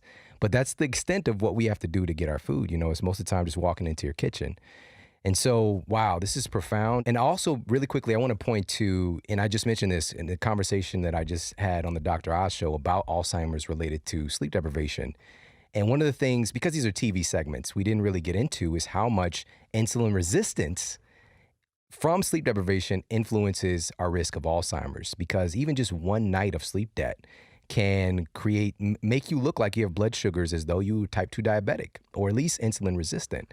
And your brain can have this kind of situation where it's insulin resistant as well. We see about 14% reduction in brain activity, and also kind of circulation utilization of glucose by the brain when you're sleep deprived. So tying all this That's together. right. In my newer book, which is based on Grain Brain, called The Grain Brain Whole Life Plan, I talk about the importance of sleep and talk about how I, as an adult, but also as a guy whose father died of Alzheimer's disease, felt that, I didn't know how well I was sleeping, so I went and had a sleep study as well, and everything came out okay. But I think people should do that. I mean, you cannot underestimate the power of a good night's rest. That's when the brain consolidates memory and at the same time activates what's called the glymphatic system to clear debris. Interestingly, one bad night of sleep or sleep deprivation, one bad night, while it does affect insulin and blood sugar, actually, crazily, does actually elevate this brain-derived neurotrophic factor. So there is some benefit perhaps to a sleep deprivation of one night. But the people that we're talking about are people who are snoring, who have sleep apnea, periodic leg movements, whatever, that are waking them up, drawing them out of restorative sleep, and they are at dramatically increased risk for Alzheimer's and certainly insulin resistance and diabetes. And let me just make this very important correlation. In a country that has 23 million confirmed diabetics already, where 1/3 of adults are pre-diabetic and on their way to really a fairly significant illness, my interest is in the brain. And that relates to diabetes, because if you become a type 2 diabetic, and think of those statistics I just revealed, you have doubled your risk for Alzheimer's again, and I'll repeat it, a disease for which there is no treatment. The reason I keep repeating that is, again, we live in this society where we're pretty much told, do whatever the heck you want to do, and when you suddenly come down with a problem, there's a pill for you. And, as you and I have this conversation, there is no treatment, there's no magic pill that can help you with your Alzheimer's that will reverse this condition. It doesn't exist. Am I in favor of drug research? You bet I am. I think it's great. But I think, there's a quote from Albert Einstein that says, intelligent people fix problems, geniuses prevent them.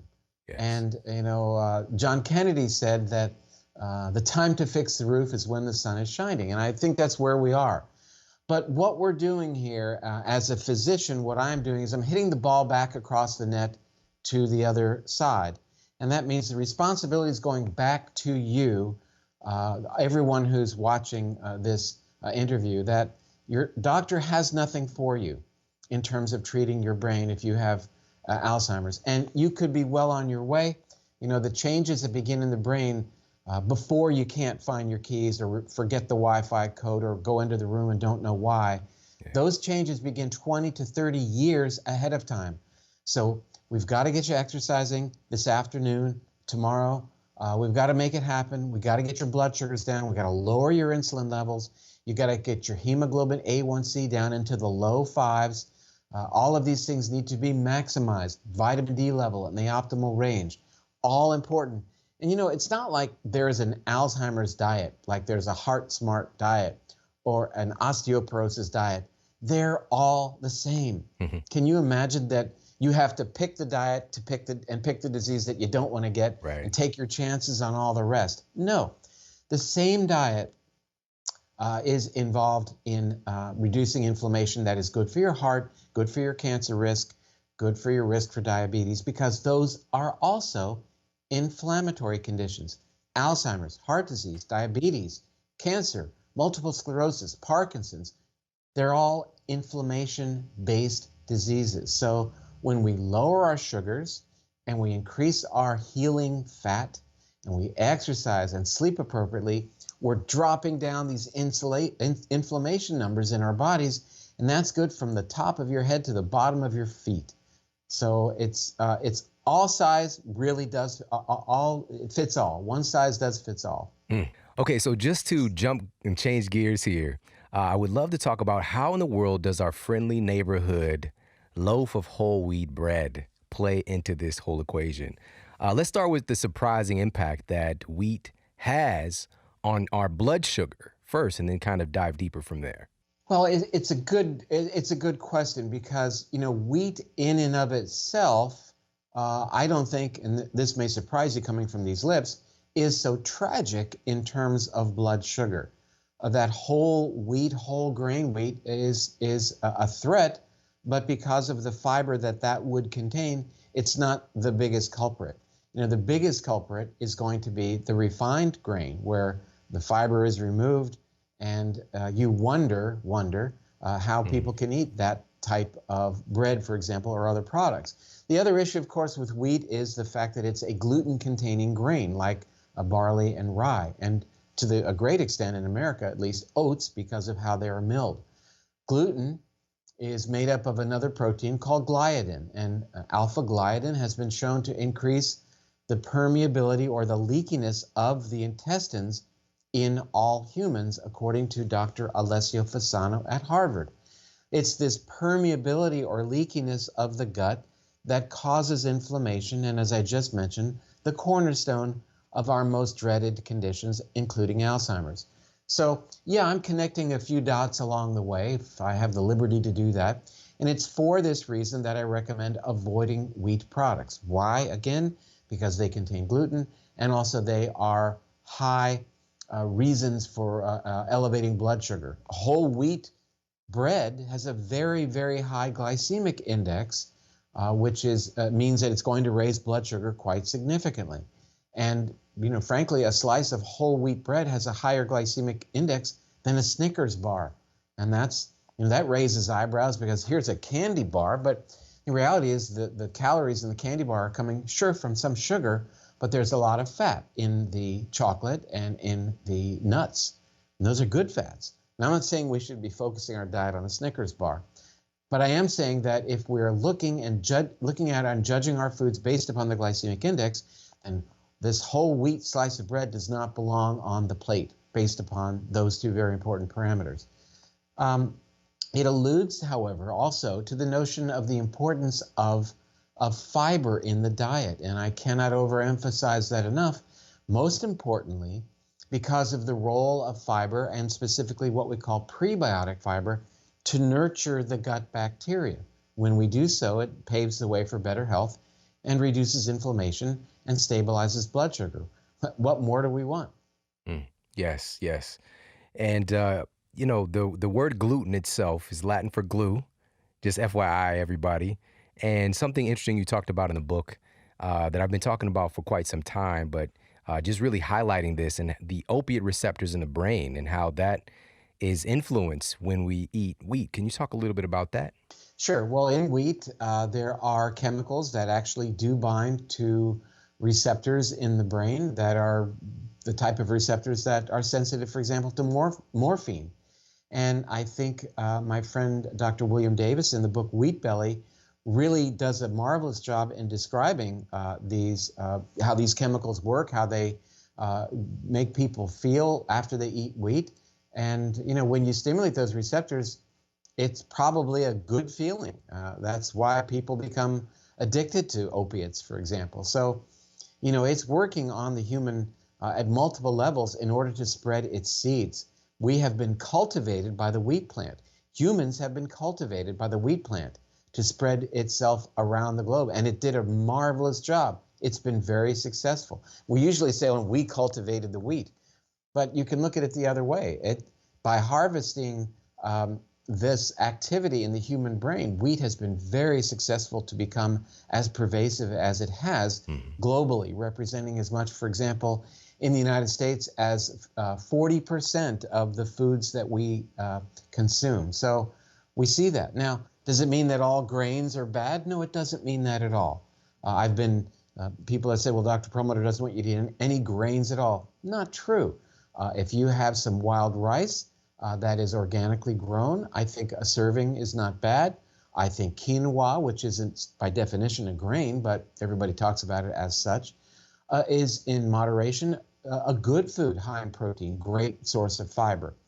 So I think that these are some straightforward recommendations in terms of what people can be doing to better their chances of preserving their brains. I mean, when your risk for Alzheimer's is 50-50, For all Americans, if you live to be age 85, that is the flip of a coin. We can do a lot better than that. And that is just by looking at our blood sugars, getting some exercise, eating the right kind of fat. And there are a few important supplements along the way that I think are really good as well. Definitely. We'll touch on that in a little bit. I want to talk a little bit about the common mistakes patients and practitioners make when thinking that just because they test negative for celiac, they assume that their health problems are not related to gluten consumption. So that is a wonderful question, because I am confronted by that probably every day, either directly or through what I read. You know, on my Google alert, obviously I have gluten sensitivity, celiac, you know, those are, so when something's published, I get those reports. And time again, even to this day, there was a study published yesterday, or rather a paper in one Minneapolis newspaper just yesterday that said, what's with all this gluten-free craze just because, you know, a tennis player and an actress, Gwyneth Paltrow, and all these people say that they feel better going gluten-free. That's not enough to tell people they should go gluten-free, because there are health consequences, and we'll get to that in just a minute, of being gluten-free, which is absurd. Well, what the argument is, well, if you don't have celiac disease, bring it on. Eat all the gluten you want, because it's totally fine. It's great for you. And that is really unfortunate that people are getting that message, because it's ridiculous, and it's not what current science is telling us. Yes, the 1.8% of Americans who have celiac disease have got to avoid gluten in any way that it may be delivered, have to be very strict, because they have an autoimmune condition that is sensitive to this protein. Beyond that, as was recently published in the Journal of the American Medical Association, again, a study out of Harvard, demonstrates that there are significant numbers of individuals who have non-celiac gluten sensitivity, meaning they don't have the blood markers for the autoimmune condition that we call celiac disease, and yet they have significant reactions to consuming gluten that are not just gastrointestinal, that may be neurological. They may have a movement disorder. They may have cognitive impairment. They may have even mood changes as it relates to consumption of gluten. This has been validated in peer-reviewed science. So when you see these people saying, oh, go and eat all the gluten you want, you're fine if you don't have celiac disease, it's such a disservice to the millions of people who may be sensitive and who felt better by going gluten-free, then read this article and then they question whether it's related. Ultimately, the good news is they re-challenge themselves with gluten. They feel poorly again, and then once again, they finally realize they made the right decision to stay off of gluten. There was an interesting report that was spun in the news that said that if you go gluten-free, you increase your risk for heart disease. Wow, that's breathtaking. And I can't imagine how eliminating something that's potentially toxic would increase the risk of heart disease. And what they found, what the study actually showed, was that people who are gluten-free generally avoid lots of grains, whether they contain gluten or not, and therefore have less fiber in their diet, and that may be associated with increased risk for cardiovascular disease. I buy into that one lock, stock, and barrel.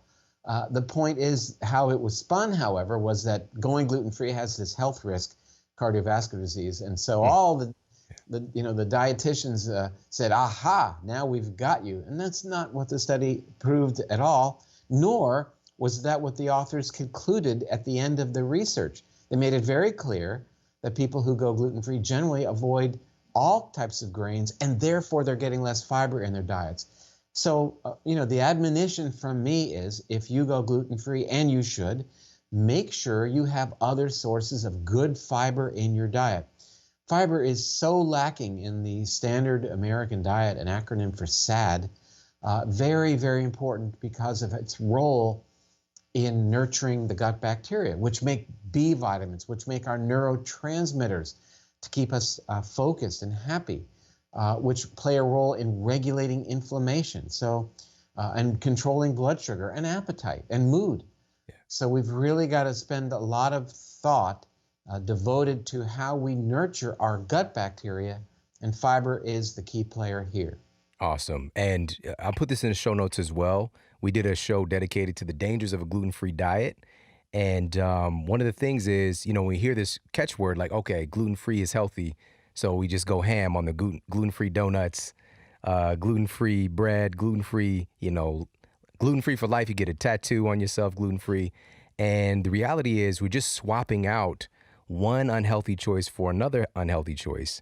And of course, there's options. Like when you do want to have a gluten-free treat, there are options for that. But straight up just basing your lifestyle on eating foods because they're gluten-free is dangerous. And so again, I'll put that in the show notes. And I'd love if you I could. love that. You go to the grocery store and walk down the gluten-free aisle and you see the most horrendous choices of foods that are so laden with sugar. But they're gluten-free. You think then, you can eat them. And I also get a kick out of all the foods that are now labeled gluten-free, but never had gluten in the first place. Right. Yeah. So it's great, because it's a crafty. sales thing. And but I think nonetheless, it's important. I think gluten-free is very, very important. And we have seen so many patients over the years who've had problems for decades, and finally were able to improve their skin, their joint pain, their headaches, their mood just by dropping the gluten. In April, some of the first data coming out, published in the Journal of the American Medical Association, JAMA, they were finding already that upwards of 90% of the folks who were experiencing severe symptoms or losing their lives, upwards of 90% of these folks had 50% of them had one comorbidity, the other 50% had two or more, essentially. And those three comorbidities or additional causes of death were hypertension, diabetes, and obesity. And so I'm just like, guys, we're in trouble. We are a nation that is, we are the sickest nation in the history of humanity, self-inflicted, to be clear, self-inflicted. Mm-hmm. We have over 200 million people who are overweight or obese. Right now, here in the United States, it's a number we can't really even, it doesn't make sense. And within the next 10 years, half of the population will be clinically obese. And this is well known in the data. We have a problem. 60% of the United States population has some degree of heart disease already. 135 million people are type 2 diabetic or pre-diabetic right now. And right now here in America, already about 70% of the population are already on pharmaceutical drugs, but that method hasn't worked. Everything keeps getting worse. All the problems are worse. And so seeing this data, and I shared this very early on. I was like, hey, these issues that make us susceptible to all manner of infectious diseases, we have to fix this. And of course, the majority of people who we ride with, they're like, yes, this is absolutely true. This is not getting talked about. But there's that small percentage of people, they're like, well, it's too bad we can't get people healthier overnight. Guess what? It's been almost a year now. We're knocking on the door of a year. Wouldn't now be a good time to shift gears and let's talk about getting our citizens healthier? It'll never happen. It's never going to be a part of the conversation because it never was. Right. And so the CDC published a report, and this was just recently, and they affirmed what I said in the very beginning. 94% of the folks who lost their lives with this virus, confirmed cases of COVID-19, 94% of them haven't had an average of 2.6 pre-existing chronic diseases. 94% of them. But because of the framing of the media, we'll just focus on that 6%. Well, perfectly healthy people are dying too. What? 94%. Can we not talk about this? Can we not talk about it? And so, and actually, of course, like myself, I'll go and actually look at the data. I'll look at the reports. I'll look at the studies. And one of the other factors with that, so these are pre-existing chronic diseases and or comorbidities. And one of the major comorbidities was influenza. And like the flu just disappeared. But it's one of the comorbidities with folks. And it's just like, if it's COVID, it's COVID. It's end of story. And we should be talking about these things. Most importantly, in what I just said, the fact that we're so susceptible because we're already diabetes is an inflammatory condition. Obesity is an inflammatory condition. Heart disease is an inflammatory condition. And this particular virus, whatever your belief system is around the virus, it appears to have a tropism towards the lungs, right? Hyperinflammatory responding, because it's not the virus or any virus that creates the inflammation. It's your body's reaction to an exposure that creates, your body's doing the inflammation. It's trying to protect you. And so if you take a pre-inflamed individual and then they become exposed to something that creates hyperinflammation, what do you think is going to happen? But nobody's talking about how can we help to reduce the inflammation that we're experiencing with these chronic diseases, because we never did, Aubrey. Like, this is just something the system doesn't do. And again, we're like, okay, we're going to get a drug to fix it. We're going to get a drug to fix our problems. And it's just not how stuff works. Just look at the data, that's the thing. And one of your guests before, he's just like, science isn't very scientific right now. And like, for me, that just really jumped out. I was like, that's perfectly said. Very simple. And, at this time, having data like that, any person who is just having just a modicum of logic and seeing like 94% of the folks who've lost their lives, whatever you believe about this particular illness, had a 2.6 pre-existing chronic diseases. And to say like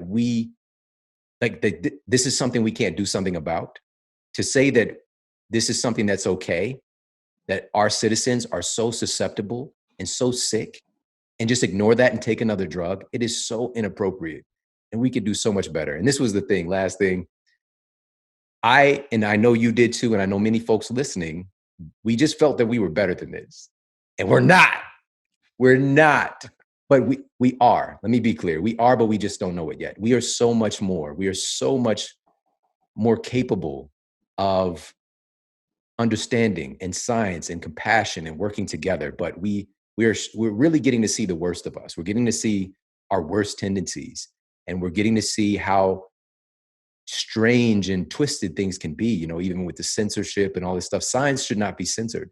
I had on the top cell biologist, he's really the person who pioneered epigenetics as far as like getting into popular lexicon, Dr. Bruce Lipton. 2 of his programs, he put so much into what he does, got taken down, got censored. He's your favorite cell biologist, favorite cell biologist. He's like your rapper's favorite rapper. When we're talking about epigenetics, when we're talking about virology, like this guy he's been teaching doctors for decades, about cellular functioning and the immune system. It's just like, oh, his opinion doesn't matter right now. Shut him up, because he has a perspective that doesn't fit into the popular narrative. And that's what's really scary for me, is the idea that science is fixed, which it never has been, not once. And we're talking about these things that never has been, but all of a sudden science has a capital S and it's a fixed singular opinion. It can't be. The respiration for science, what allows it to breathe, is questioning alternate hypotheses, weighing out different theories, looking at different factors, looking at where there's things that we could kind of grab a hold of and start to understand. But when you shut it down and just say science says nothing. Science is a process. Science is a method. Yes. It is not a thing that speaks with a singular voice. It's a chorus of disparate ideas that sometimes find, coherence and sometimes find resonance. But without the whole chorus being heard and everybody looking, you're inevitably going to be steered down the wrong path, as we have constantly throughout history. When we said sugar is fine, but fat is bad. I mean, that was one of these cases. Right. When we said, oh, all the ulcers in your stomach, that's caused from stress. And some doctor was like, no, it's not, caused by H. pylori. And they're like, shut up. And he's like, I'm telling you. And they're like, shut up. And then he finally had to drink the beaker himself. And like, this is the way it goes. Like, people have to speak counter to the narrative, because there was billions of dollars wrapped up in antacids and billions of dollars in all of these treatments. And actually, these gastric surgeries that were good. The machine gets rolling, and it's so necessary for there to be these other voices that come out and challenge that. And look at all the different factors. And going back to what we're experiencing now, I just saw a recent study that says there was a correlation between vitamin D deficiency and serious negative outcomes regarding COVID, and a strong correlation. Now, correlation isn't causation, but that's something to take a look at. Let's just allow the process. Let's allow everybody to talk about, all right, we see a strong correlation here. What can we do? How can we support our people to make sure that they're not vitamin D deficient? Because there's a good chance that this is playing a part in the system that we have, along with all of the food, along with everything else. And unfortunately, and you got to look at why. And the why is, I think very simple. A lot of people have to say it's a conspiracy. I don't think it's a conspiracy. It's just a self-serving bias. When you have a giant reward, like there's a recent article said 32 billion is going to go to Moderna and Pfizer. You have a $32 billion prize. If you have that in your company, however good your fucking employees are, if you're like, there's $1 million for someone who can do this thing, guess what? It's going to challenge them. They're going to, maybe a few won't abide by it, but some will. It's just self-serving. You'll be able to shift your understanding of how the world works and what morality is and what's right. It'll just filter through your brain in a way that's going to serve you in the best way. So no conspiracy necessary. No deep state necessary. Maybe it exists. I don't fucking know. But it's not necessary. All you have to know is that people are going to look at the way that the world is in a way that's going to serve them the best. And I think that's really what we're experiencing here. But people aren't seeing that, at the very simplest level. Yeah, I love what you said, man. Science is a process. And throughout history, we continue to really go at the throat of people who go against the popular narrative with science, even though they have, quote, science to back up and affirm what they're saying is real. Like there were things taught in universities that were absolutely absurd today, about, for example, where we fit in the galaxy, stuff revolving around us. Like the guy's like, you know what? Actually, the sun's the center of the, sorry, kill him. They're like, no, he's got to go. Kill him. He can't be, what? And same thing, today, one of the holy trinity of protection is to wash your hands. Dr. Inez Semmelweis, he's the one who brought that forward. And the medical establishment went after him. They called him a lunatic. They said there was no grounds. And he studied it. He reported. He did tests. He tracked and he found out, hey, guys, maybe after we're tinkering with these dead bodies and then we're like going and, giving birth, helping women to give birth, maybe we might want to, put a little water on our hands, wash a little bit of that off, and they were just like, this is the way we've done it. This is the way it's always been done. What are you talking about? And so, but now today it's become and just to finish, self-evident. They threw him in a loony bin where the people in the loony bin were beating him and eventually wounded him. And then they believe that he died of sepsis because the people who were fixing the lacerations from him getting beaten for having this crazy idea that you should wash your hands after doing an autopsy before delivering a fucking baby, which is like obvious to us now, but they didn't have that understanding that germs could transfer. He thought it was little pieces of dead person that were on people's hands, which is actually pretty kind of accurate, like the bacterial pieces of the dead body of the decaying process were being transferred to these mothers. They threw him in a loony bin, they beat him, and then they didn't wash their hands when they were treating him, and he died of sepsis. I mean, how fucking horrible and ironic is that? But that's science with a capital S acting in a fascist and oppressive way. And there's a litany of examples of that. And I think we're going to look back, 10, 20 years from now, whatever, 5, maybe 3, who the fuck knows? And we'll be like, dang, like so the question is, really fucked up.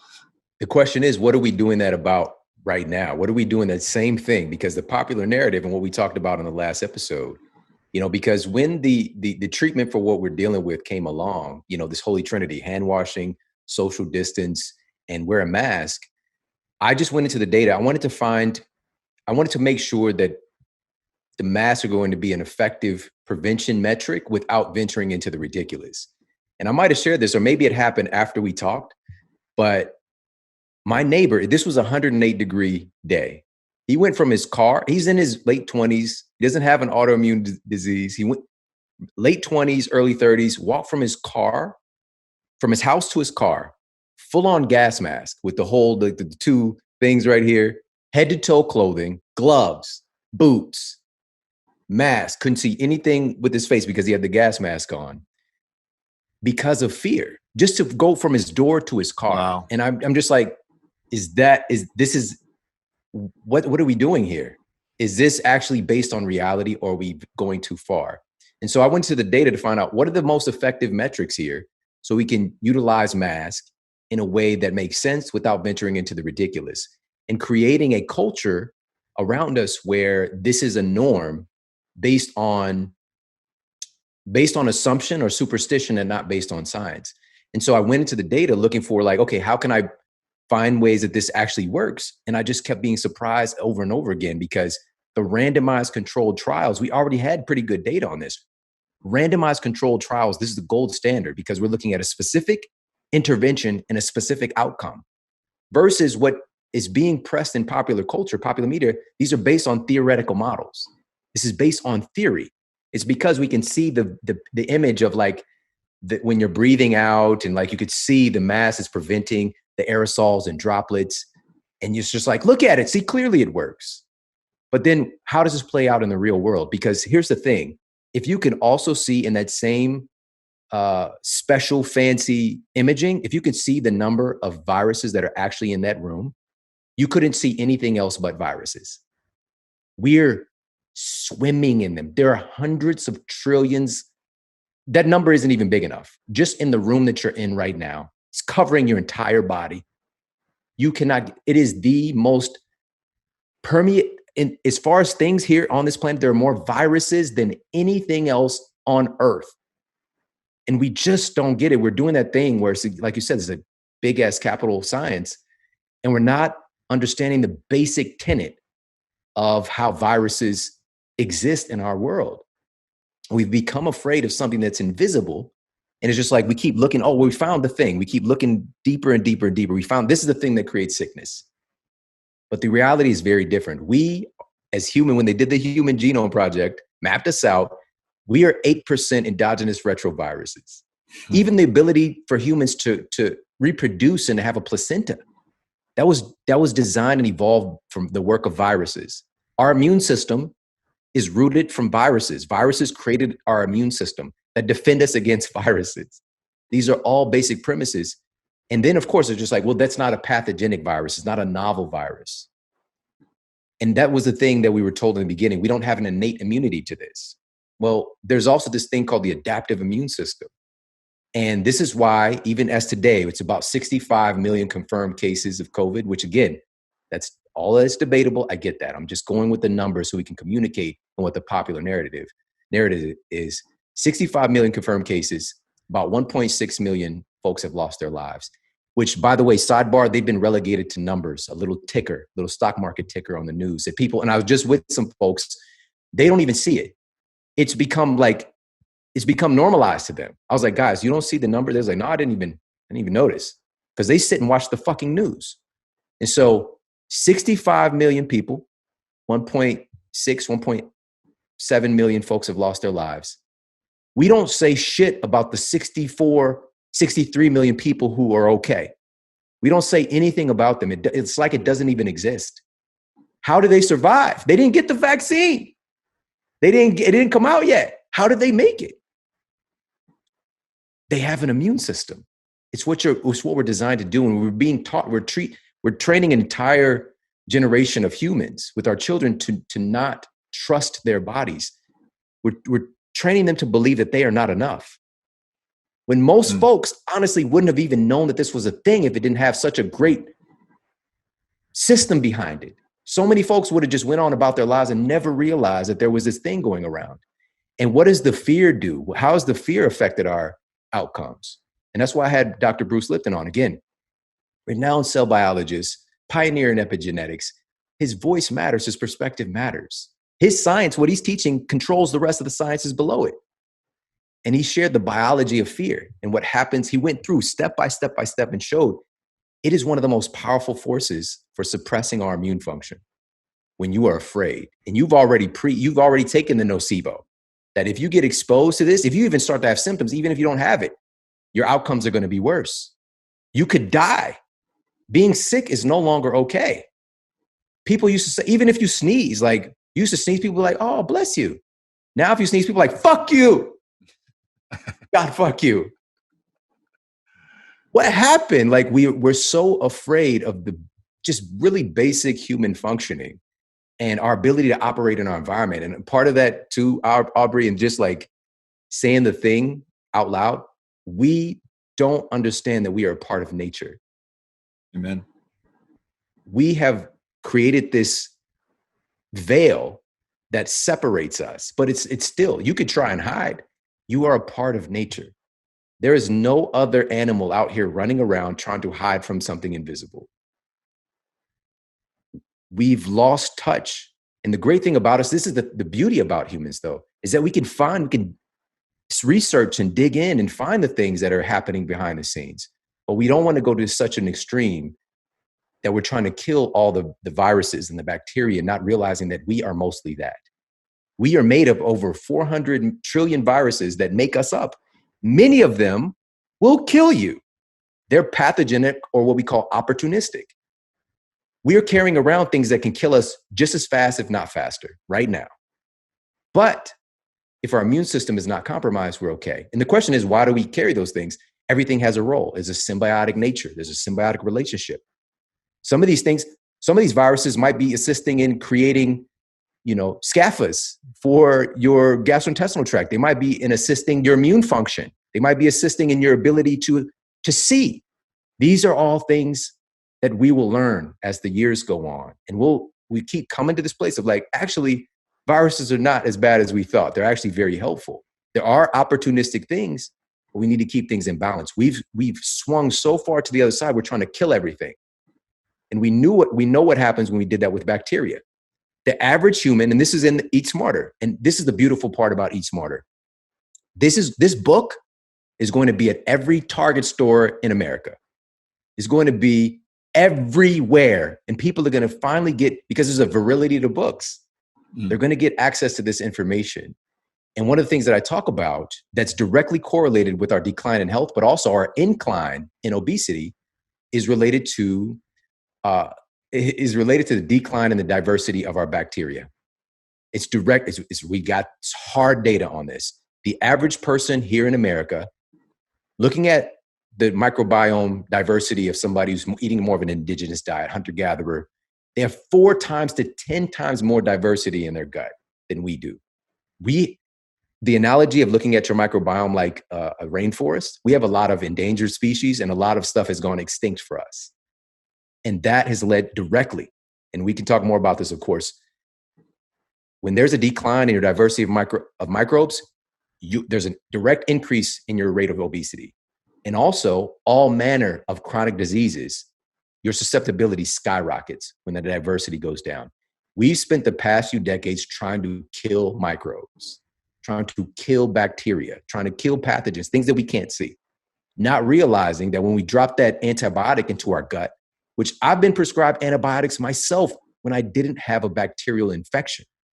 This is common. It's still common today, even after all this. But just imagine for the decades prior, I would have patients coming into my office who've been on antibiotics for skin issues, for example, autoimmune related skin issues for 20 years.